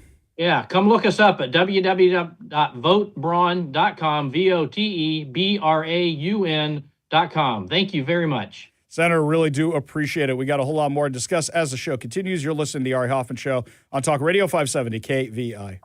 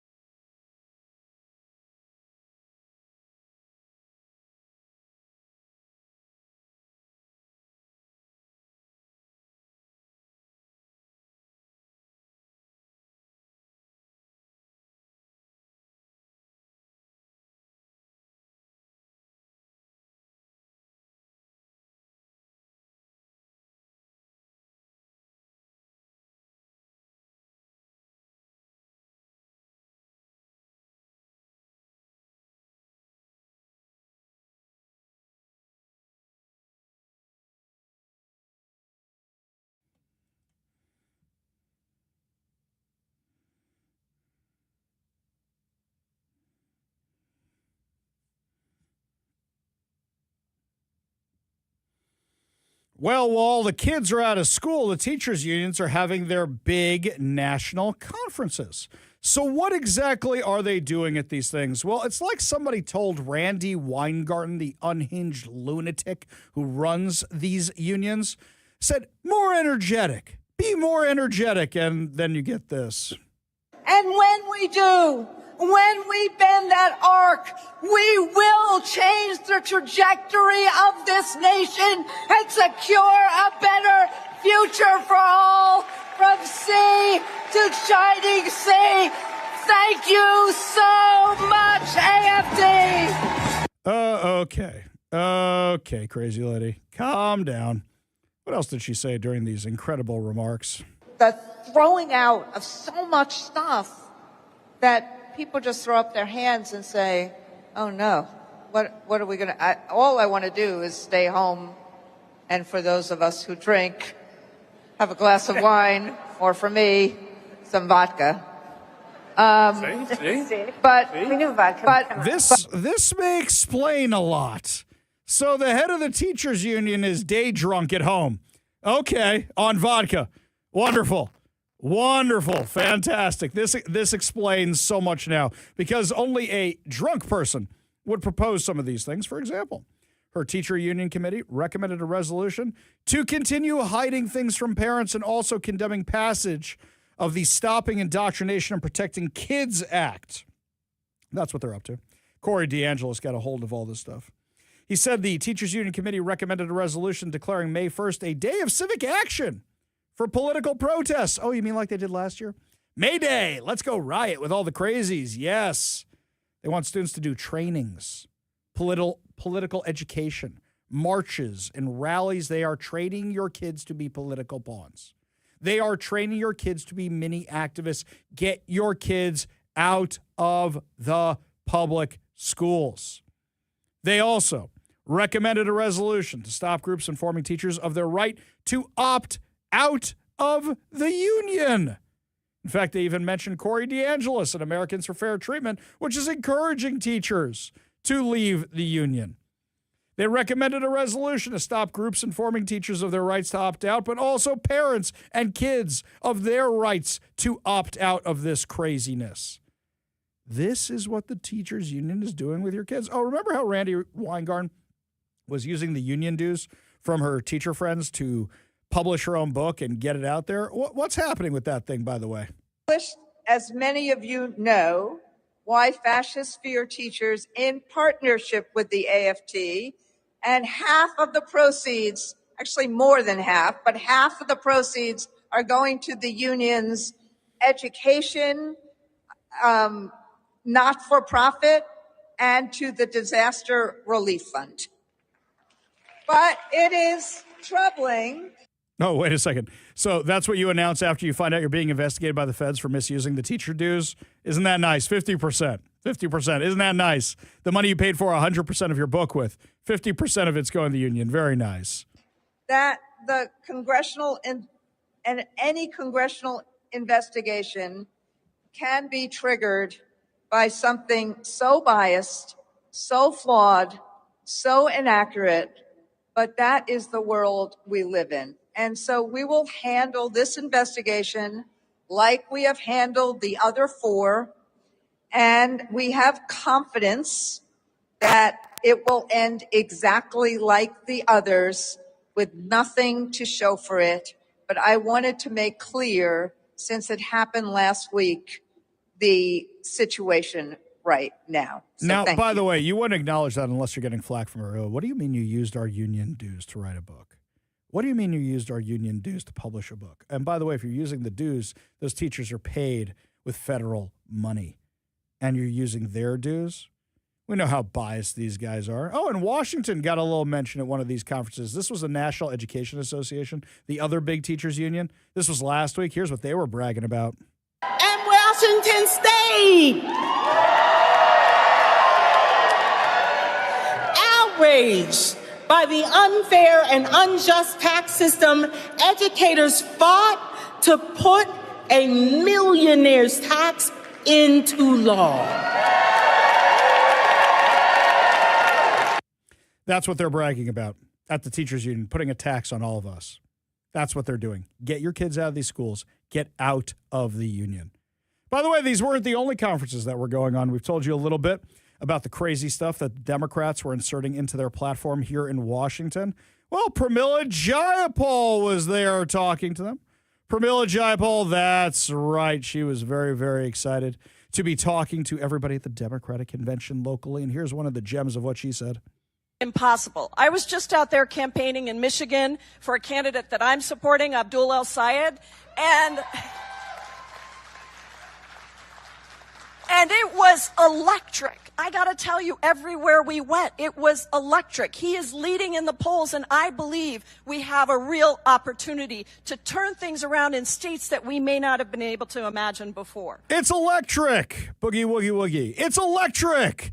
The energy out there for the Hamas supporter. It's electric for the guy who supports terrorism. Yeah, you might say he's the bomb. Yeah, it's electric, my friends. Really, really electric. Are you kidding me? Are you kidding me? This is the kind of stuff they're all excited about there. This is what they're all excited about at the Democratic National Convention. They're all cheering for that. I remember when Kamala Harris was in town for her book tour, and I decided to go undercover, find out what she was talking about at her little book tour. And I remember that night was the primary. That was the big primary last year. And Zoran Mamdani had just been elected, and the whole room cheered like clapping seals that a socialist, Marxist, communist jihadi had just won the election in New York. Why? Because he's got a D next to his name? Is that why? Just because he's got a D. He is not a Democrat. But that's how excited they were that he got elected, that they were cheering and cheering and cheering. And Kamala Harris was excited about it too. Kamala Harris was thrilled about it. That wasn't the only thing that they said at this Democratic convention. Impossible. I was just out there campaigning in Michigan for a candidate that I'm supporting, Abdul El Sayed. Well, we talked about him already. Anyway, she was talking about how she was bragging about how they were going to stop the initiatives, how they were going to fight to make sure parents don't have the right to know what their kids are doing at school, and how they were going to fight to keep boys in girls' sports. That was the other big thing they were bragging about. This is your modern-day Democrat Party. Is this really what you want to be a part of? This is how the radicals, like the jihadis, always seize power. How do they do it? Through the so open-minded their brains fall out left. How do they do it? By the useful idiots of the left. This is how they do it every single time. This is how they seize power. By the clapping seals in that room that are applauding that a guy who supports terrorism in Michigan is leading in the polls.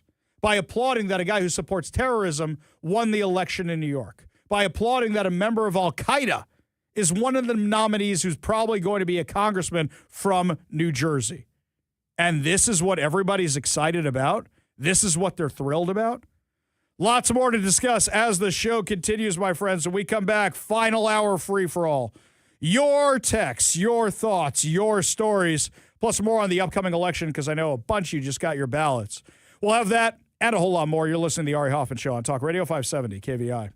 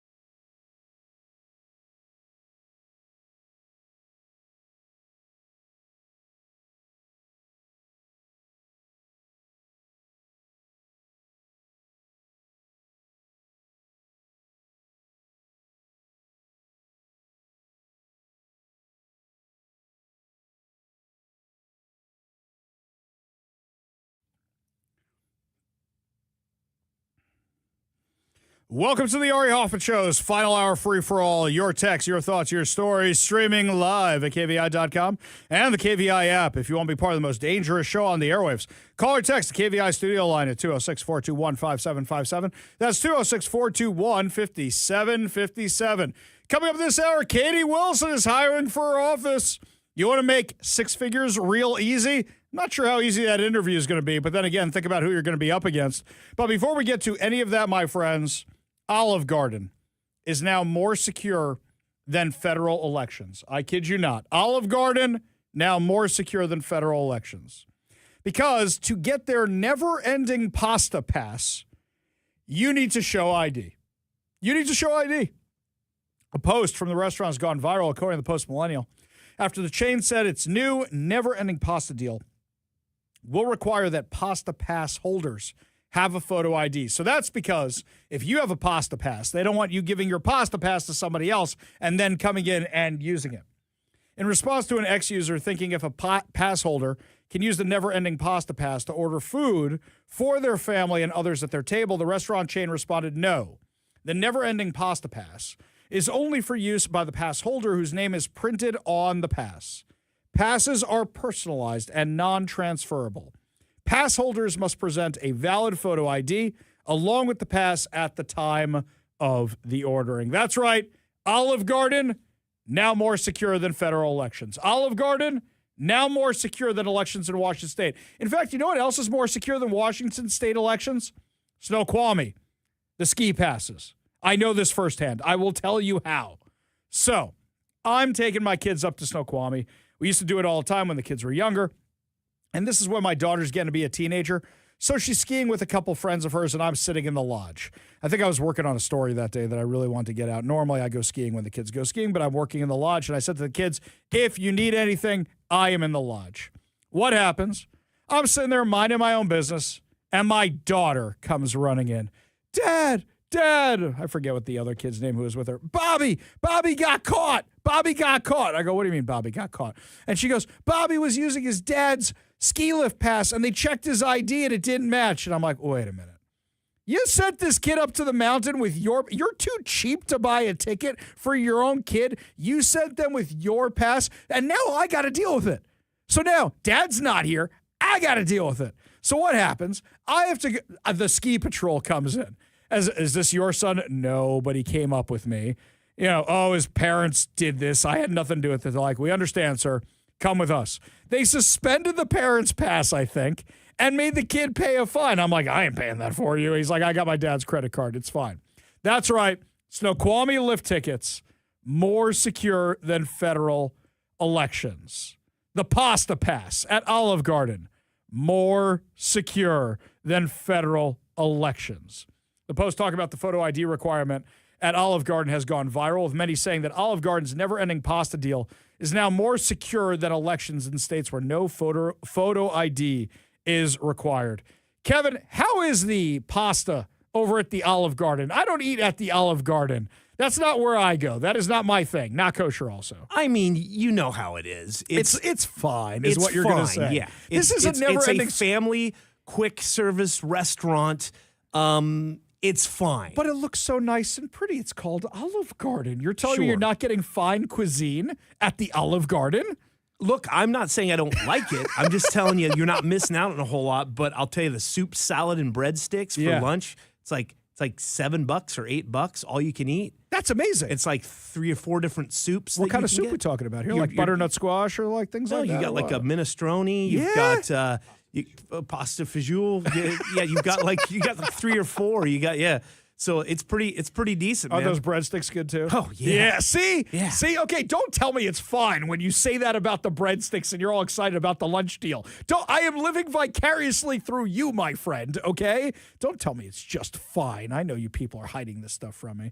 Anyway, so now that we know that pasta pass is more secure than federal elections at Olive Garden, now that we know that the lift tickets at Snoqualmie are more secure than federal elections, President Trump on Thursday revealed a bunch of classified intelligence documents that have been declassified that expose long-standing vulnerabilities in America's election infrastructure, with files beginning to be released, including allegations that China obtained $220 million U.S. voter records and that foreign adversaries, dear boy, have the capability to compromise election systems. So, during the primetime address, Trump announced the declassification of intelligence assessments and government reports from January 2020 through June 2026. And the documents detail cyber threats involving electronic voting machines, ballot counting systems, voter registration databases, electronic poll books, and official election websites. He said the administration was releasing the records in an effort to restore public confidence in the electoral process. Now, mind you, I watched the speech. I looked at the documents. For me, this is a massive data breach. That's what I'm looking at this time. So what you're saying, it was a massive data breach. And because they didn't want Trump claiming the election was stolen, the deep state basically said, we're not going to acknowledge this at all, because then it might give Trump some credibility. There was a massive data breach, according to these documents. And there's a lot more than just that.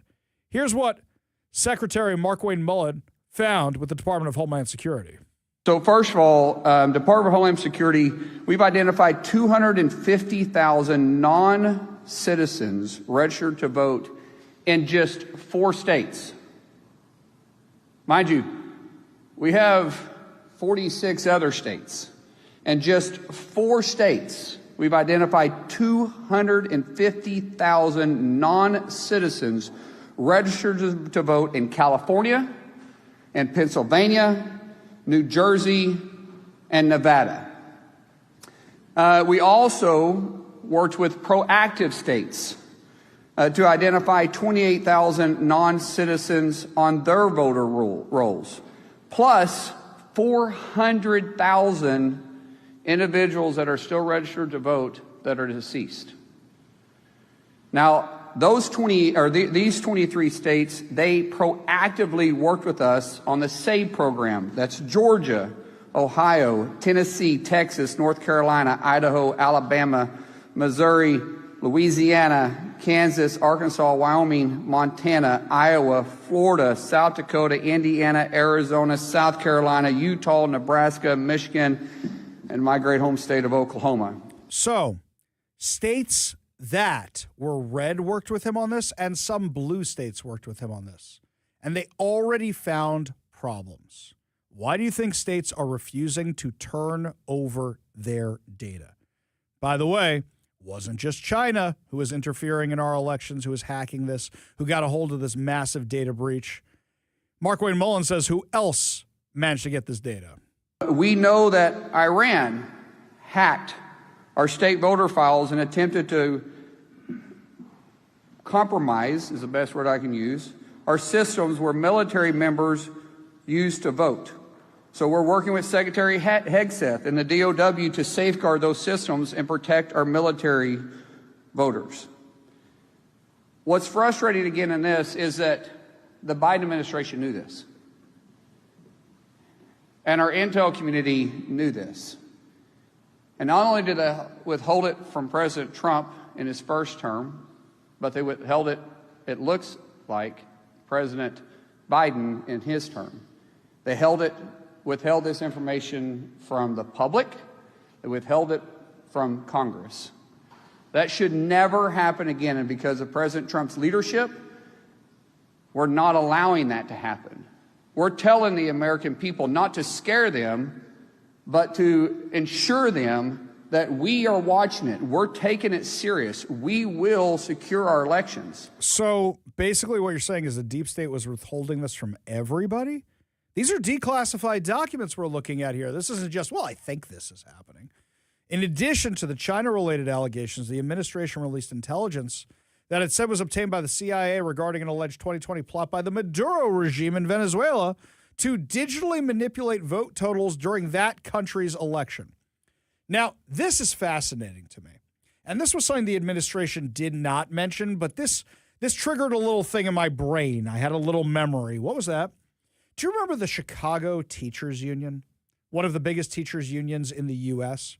The Chicago Teachers Union came on my radar during COVID. Why?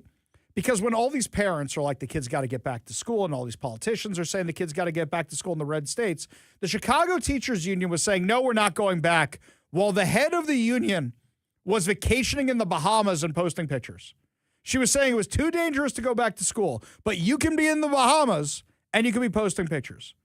So we started looking into this gal. And what did we find out? She's a radical communist who's head of the teachers union in Chicago. But more so than that, this was a person who bragged about being an election observer in Venezuela during Maduro's election. So the one where he lost, don't forget. But also, let's remember that there were lots of allegations of fraud and trying to manipulate the voter totals. You had teachers from the United States going down there. By the way, it wasn't just him. There were teachers in it wasn't just her. There were teachers in Washington going down there as well. The random things you maintain in your knowledge. According to the White House, the intelligence described methods developed to alter vote totals in ways that could not be detected with an audit. Trump also called on federal agencies to investigate why the intelligence remained classified and whether officials should face criminal consequences. He's not wrong, by the way. If these guys kept it from both administrations, you should definitely check it out. And meanwhile, the Trump administration also announced Thursday that has finalized the rule ending a decades-old immigration policy that allowed many foreign students and exchange visitors to remain in the United States indefinitely without periodically renewing their immigration status, with an overall maximum visa stay of 4 years. Let's take my son for a minute. My son went to college in Israel, and he would come home for the summer breaks and such. We would always have to renew his visa, always have to redo the paperwork. You can't just keep coming and going and going and coming. It doesn't work that way. It doesn't work that way in most countries in the world, but for some reason, a guy like Mahmoud Khalil, the terrorist supporter who's been a student longer than John Belushi in Animal House, who says 7 years of college down the drains. How long was Mahmoud Khalil in college at Columbia? What was it, like 14 years, 17 years? We have all these terrorist supporters who are on these college campuses in our country for more than a decade. How long does it take to finish school? My son did school in 3 years, 2 majors, 2 minors. I feel like I got my money's worth out of that college. I really do. Mahmoud Khalil has been there for this long, and he managed to take over one dorm and one school building and managed to assault a whole bunch of Jewish kids, allegedly, I have to say allegedly, and pass out a whole bunch of Hamas material on campus. Oh, great. Wonderful. Looks like he really accomplished it. Did you get a degree during all that? Yes, no, maybe so? Now, what actions are being taken aside from shutting down this ridiculous system? Well, the Department of Homeland Security said the new regulation eliminates the duration of status framework for FJ and I non-immigrant visa holders, replacing it with fixed admission periods and requiring additional federal review for those seeking to remain in the country beyond their authorized stay. Have you noticed this also? Anytime you hear about a terrorist leader like Yahya Sinwar or any of these guys, educated at Harvard, educated at Columbia. So they use our education to go and do awful things against this country and our allies in the Middle East. Great. Maybe we should vet them a little bit before we just let them come here. Now, why do colleges like these guys so much? Because usually they pay full tuition. They're not eligible for a lot of these scholarships. They pay full tuition and colleges want the money. According to the DHS, the new rule is intended to strengthen national security, reduce immigration fraud, restore federal oversight of student visa holders. Quote, for nearly half a century, the outdated duration of status system has compromised national security and created an environment ripe for immigration fraud. You do know it's been almost a quarter of a century since 9/11. Sorry, I made a whole bunch of you feel older. We still haven't dealt with this. You know, a lot of those hijackers got in on student visas. And yet we still allow this practice. Now, DHS also sent letters to secretaries of state in 4 states warning them about tens of thousands of non-citizens who are illegally on the state's voter rolls, as he mentioned before. 190,832 in California, 35,152 in New Jersey, 15,903 in Nevada, 14,576 in Pennsylvania. Now, they don't allege that these people have actually been voting, but they are alleging that they're on the voter rolls, and they want to work with them in order to get rid of them. Democrats seem to be taking a different approach on this. Here's Timo Obama, Hakeem Jeffries. We've also made clear that Donald Trump's violent mass deportation machine doesn't get a dime from House Democrats. That was our position this year. And unless things change next year in terms of the way in which ICE conducts itself, Our position as House Democrats, I assume, is not going to change. So what you're saying is basically you're not going to fund ICE, you're not going to fund border security, and you're not going to deport terrorists and convicted felons. You're not going to do it. Can anybody explain to me which part of our population likes that? Which part of our population? The far, far left woke and the terrorists and the convicted felons and the drug dealers and the human traffickers. They're the ones who enjoy this. Nobody else seems to enjoy this. Beyond crazy. Absolutely beyond crazy. But this tells you what is at stake heading into this election. What's at stake is the Democrats shutting down the Trump agenda or continuing the Trump agenda. Now, over at KVI.com right now, I have my voter's guide. Now, as I say at the top of the voter's guide, I want you to do your own research. You should be looking into your own research. You should be doing your own research. But if you're a little confused or you need some help or you don't know who to choose, then head on over to KVI.com. You've got my list of recommendations up there. You have them. Now, I did not endorse in every race. I did not give recommendations in every race because there's so many races, I don't even know about all of them. So if you have a question, you want me to look into a specific race, you email me, ari@kvi.com. That's ari@kvi.com, and I will look into it for you. But if you want this thing sent directly to your phone, text the word VOTE, VOTE, text the word VOTE to 206-421-5757. That's 206-421-5757. And that way, we will send it directly to your phone. You will get an email from me, or you can pull it off kvi.com. And remember, if you have questions, you email me, ari@kvi.com, because I couldn't dig into every race, but some races I can help you out in.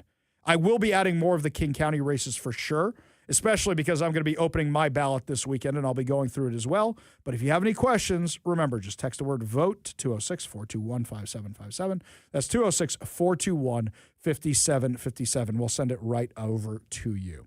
Up next, my friends, Katie Wilson, looking to hire a new communications director. Could be you. And you can make $272,000. Why are we spending our tax money on that? Give you all details when we come back. You're listening to the Ari Hoffman Show on Talk Radio 570 KVI.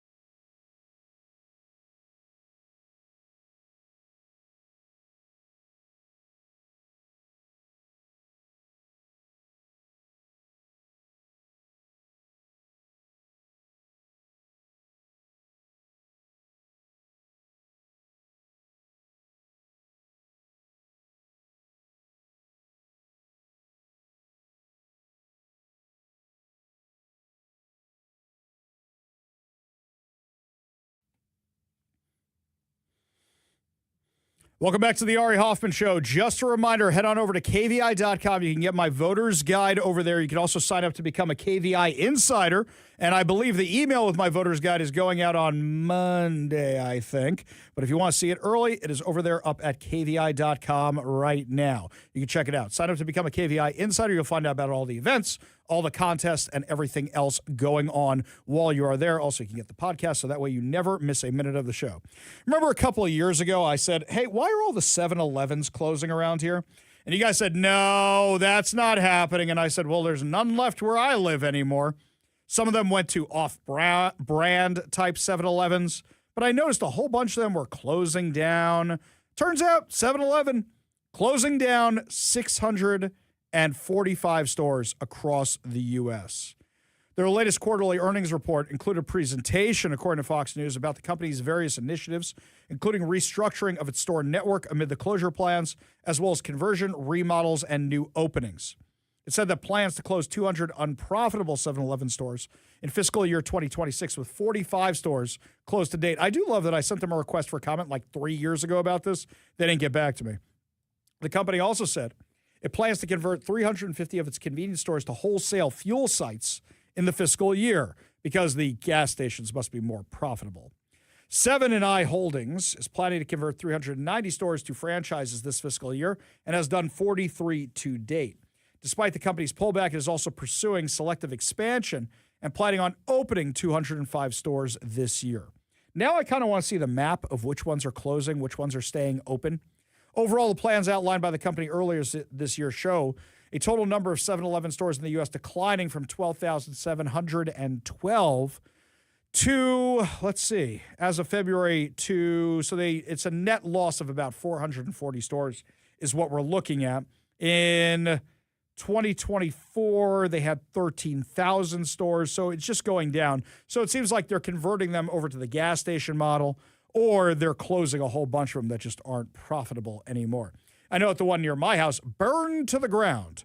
That's right, burned to the ground. What happened was there was a 7-Eleven and there was a Baskin-Robbins. And it was in a bad neighborhood. It wasn't that great on Rainier Avenue. And what happened was on Rainier Avenue, anytime a place went empty, where a business moved out or a business closed, the homeless moved in and then promptly would burn it to the ground. It was pretty awful in these places. I mean, basically treating them as homeless encampments. They would go in, they would hack the power. There was a time where I saw the ones living in the 7-Eleven hack the power of what used to be an oil change place across the street and were running extension cords across streets. Across streets, just running them right across. There were rats everywhere. And then after these things burn, well, first the landlords would say to the city, you got to do something about the homeless people. And the city would say, those are your properties. You got to do something about the homeless people. And then these things would burn to the ground. And then the city wouldn't let them do anything about it because they'd say, well, you haven't done rat remediation. This is the kind of stuff under Bruce Harrell. This stuff was happening, by the way, my friends. I can't even blame Katie Wilson for this insanity. This stuff was happening under Bruce Harrell. That's right. It was. And then I noticed place after place after place was burning down. So what happens?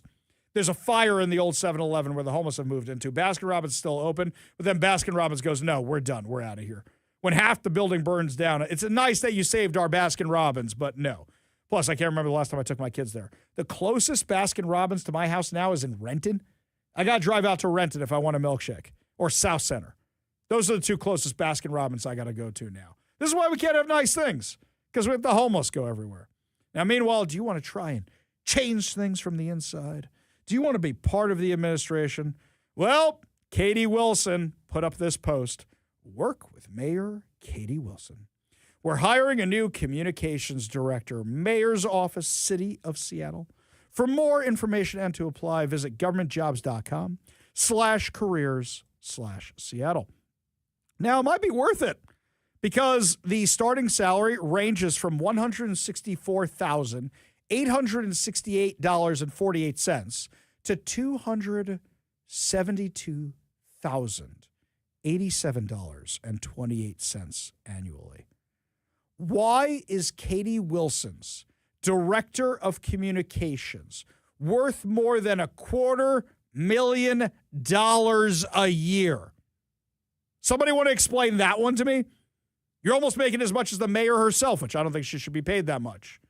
$272,000. Okay. Well, you know, I always say radio money ain't TV money. Radio money ain't City of Seattle money. I think I should apply. I think I should go in there. I think I should put on green hair wig because dyeing my hair would just look silly because there's not that much of it. I think I should wrap myself in a pride flag. I think I should identify, maybe I should wear a dress. I should identify as transgender. I should go on. And guess what? I might be able to be the director of communications for Seattle Mayor Katie Wilson. How hard could it really be to be the director of communications for Katie Wilson? All you got to do is say to Chris Daniels, nope, nope, nope.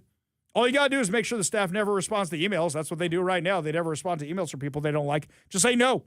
And occasionally you write a press release about something dumb the mayor did and try to sell it as a good thing. You can use ChatGPT for this. This is the easiest job on the planet.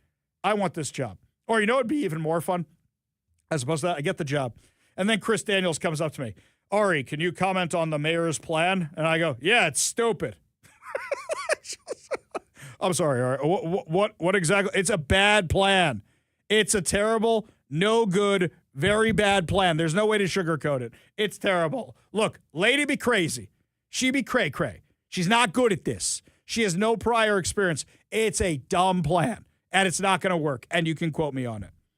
Am I jeopardizing my opportunity to be hired by the mayor's office right now? I think I might be. Yeah, I think I should just go on. Let's see. What boxes do I check? Well, white guy, that's working against me. Oh, you know my favorite thing about this? You need ID to apply. You need multiple forms of ID to prove who you are. You need ID for the paperwork. Oh, I should go through the process just for the radio content. All right, I'm taking a few weeks off. I'm going to go apply to work for the mayor's office. That's what we're going to do. Apply to work for the mayor's office. Follow my travels at Ari Hoffman Official on Facebook and Instagram. The Hotfather over on X.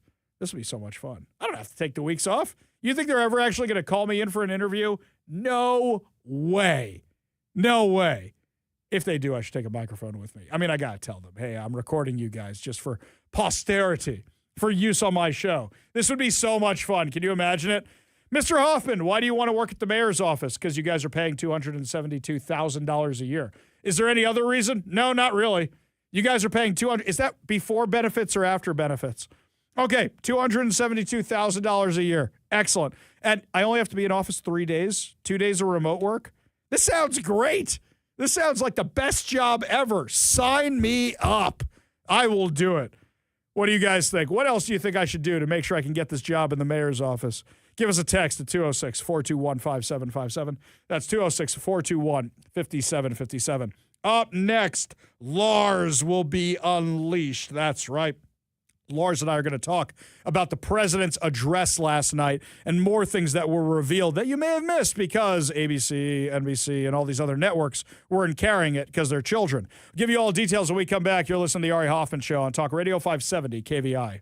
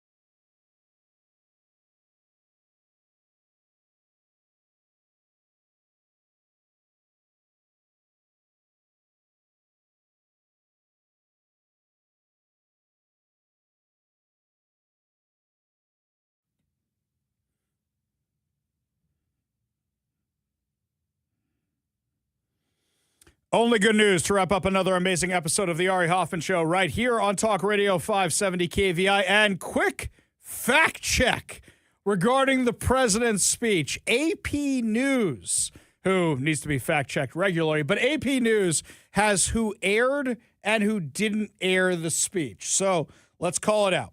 ABC did not interrupt primetime programming on its broadcast network. The speech was available on ABC News Live and ABC News Radio. Some local affiliates, such as some Sinclair-owned stations, chose to air it. This according to the AP. There you go. Because we flipped it over to Como when we were in the studio getting ready to leave. We were seeing how many. So it's the local affiliates' decision whether or not they wanted to roll with it. Exactly. Remember that whole thing when some of their affiliates said we didn't want to have Jimmy Kimmel anymore? Remember after the Charlie Kirk show? Yep. Same kind of thing. So what's funny is we got some texts also saying, Ari, I was watching it over on Channel 4 on Como. That's why, because they're Sinclair-owned affiliates. But they're saying, AP is saying that ABC National proper did not cut in on their programming. Right. So if they were running, I don't know what TV show they were running. Let's just say it would be Wheel of Fortune that they're offering. Let's say it was, they time. didn't interrupt Wheel of Fortune for the president's address. Let's say that. Okay. Now, by the way, this is just dumb because why don't you get the clicks, right? Or why don't you get the views? It's pretty stupid. NBC kept its scheduled primetime programming on the broadcast network. It streamed the speech on NBC News Now and later aired a news report after the address. CNN declined to carry the speech live, instead hosted a panel discussion and monitored the speech off air, reporting it with fact-checking and analysis. Fox News carried the speech live. CBS broke into programming to air much of the speech live, but cut away before it concluded, then transitioned to fact-checking and analysis. MS Now, formerly MSNBC, aired a substantial portion of the speech before returning to commentary and analysis. So there you go. I guess a lot of them probably decide to duck in when the president calls them out publicly. All right, actual good news in our good news section. This one here from Como News, a piece of the World Trade Center will make a stop at T-Mobile Park in Seattle on Friday as part of a nationwide tour commemorating the 25th anniversary of 9/11 and the many lives tragically lost. Tunnel to Towers Foundation is transporting a 21-foot, 16,900-pound steel beam recovered from the South Tower of the World Trade Center across 35 cities and 21 states. This is an interesting-looking truck. So it looks like a regular box truck. Of course, it has all the branding across it, but the sides open up, and the beam is right there down the middle of it. So this thing's going to be at the hot corner on Occidental Avenue outside of T-Mobile Park, with a police and fire escort at 4:30 p.m. starting today. So that thing's already there, and it should be there right now if you want to go see it, if you're in the neighborhood and you're going to the Mariners game. A private ceremony will then take place inside the ballpark, featuring remarks from Seattle Police Chief Sean Barnes, Seattle Fire Chief Harold Scoggins. Okay, that kind of bothers me. I'll tell you why that bothers me. Because Chief Harold Scoggins is the one who was collaborating with Antifa regarding the autonomous zone. He worked with domestic terrorists. Who are you to give remarks on any of this kind of stuff? And he's also the one who didn't do anything when veterans who had to go fight the wars as a result of 9/11 were getting fired for not taking the jab. No, that pisses me off. That really, really bothers me. Just because you wear the uniform doesn't mean you're the right person to give the speech. That really, really bothers me. Stephen Seiler Jr., son of fallen FDNY firefighter Stephen Siller, who died on 9/11, will also make an appearance at a formal presentation of a steel flag to the city of Seattle. See, that's the way you do it. You don't need Harold Scoggins out there just because he wears the uniform. Tunnel to Towers Foundation hopes people who take part in the public viewing will reflect on the heroes, families, and first responders who sacrificed their lives on this dark day in American history. Quote, the opportunity, put your hand on it, the steel beam, and pray over it and feel the gravity of what occurred that day is an incredible opportunity, said Seiler Jr. ahead of the tour stop in Seattle. Before the start of Friday's Seattle Mariners game against the San Francisco Giants, a surprise veteran recognition and ceremonial pitch will take place on the field. The foundation's national journey began in May.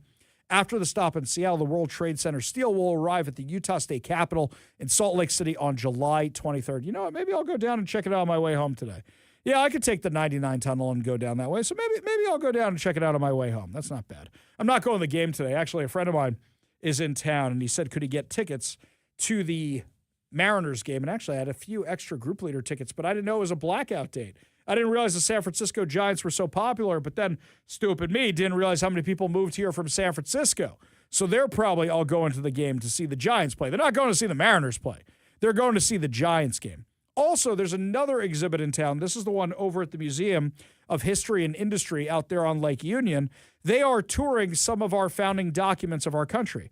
Actually, I think I have an appointment to go down and do an interview with them in August, right around the time of Seafair. I think I'm going down there. We'll do a video walkthrough. We'll put that up on social media. But yeah, let me see if I can go see the piece of the World Trade Center today when it's in Seattle. That would be something. Actually, last year, I went to the 9/11 Museum. My wife had never been there before.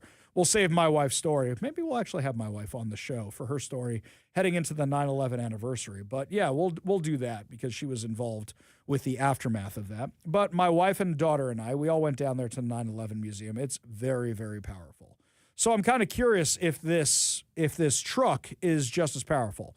I assume not as much as the museum, but we'll go check it out. I actually remember on the 10-year anniversary of 9/11, I was running a youth program, and we had a whole bunch of the people who were affected in the aftermath of 9/11, like my wife, speak about it. We had some friends of mine who joined the military as a result of 9/11. We had them speak to the kids in the youth program, and I remember on Sunday night, which was the actual anniversary of 9/11, I think it was Sunday night, we went out to Alki Beach because one of our annual events was always going out to Alki Beach and doing the fun out there and playing volleyball and having a barbecue. And that's when I found out there was a Statue of Liberty out at Alki Beach. I didn't know it was there, but the way the bus was going, it went right past it, and the whole thing was lit up with candles for the 9/11 anniversary. I didn't even know the thing was there, and then I found out it was some New Yorkers who built the Statue of Liberty. It was a whole thing that's out there at Alki Beach. So that's actually how I learned that thing was out there. So this year, I can't believe it. It's been 25 years. 25 years. That's this year for 9/11. That's crazy. Kevin, I remember my first year on air, it was the 20th anniversary, and we did a whole bunch of special stuff. We were interviewing people who went to serve in the military because of it, people who were directly affected because of it. Our friend Tammy Michaels, who was there when it happened, we interviewed her. So maybe for the 25th anniversary, I should start thinking about doing something special for that. I think that actually may be an interesting, unique opportunity for the show. I also have to see what day of the week is September 11th. Hang on, let's do a quick check right here. Looking at the calendar. Hang on. Let's July, August, September. September 11th is a Friday. September 11th is a Friday. I actually think that'll work out perfectly. We'll do a nice thing for September 11th. Maybe we'll see who we can get on the show. Hey, we got Giuliani in the meantime since then. Maybe we'll see what he's up to and talk to him about that. Maybe he'll be in high demand for that. I don't know. We'll see. We'll see. We'll see who else we can get. We'll do some looking into who else we can get about that. But that would actually be something. You know what? Maybe I'll actually reach out to the White House also. See who they can get us for that. We'll do some checking and see who. Maybe we'll put something special. I love when we workshop this stuff on air. I was just going to say, workshop this stuff on air. This is riveting for the listener. I'm sure they're going to love all of this. You guys have any suggestions? You text them over at 206-421-5757. I do love what they recommend I do to get that job at Katie Wilson's office. So this one says, if I show up naked on a bicycle with a keffiyeh and a backpack full of sex toys and fireworks, I'll get hired. Either that or I'll get thrown in jail is what's going to happen. Matt says, be careful, Ari. You're going to F around and get the job. Ari Hoffman, Zionist aggressor, conservative radio host, believes so much in Katie Wilson, he applied and became her new communications director. Okay, this may not be well thought out. Other people say I should just identify as an illegal alien, a criminal illegal alien, and that would be a shoo-in for Katie's five-head comm director. That's great. This is going to work out swimmingly. I may be a product of my own success here if I actually end up applying for this job. You get a few drinks with me this weekend. You put a laptop in front of me. Maybe we'll make that happen. Don't forget, my friends, that if you want the Ari Hoffman Voters Guide, it is up now at kvi.com. Head on over to kvi.com. You don't see a race. You email me, ari@kvi.com. That's ari@kvi.com. I will get back to you most likely sometime on Sunday because I'm going to be signing off for Sabbath pretty soon. Don't forget, you can follow me over on social media, Ari Hoffman Official on Facebook and Instagram, the Hofffather over on X. That's going to do it for us this week. Fear not, we'll be back on Monday with more insane stories and more exciting guests. You've been listening to The Ari Hoffman Show on Talk Radio 570 KVI.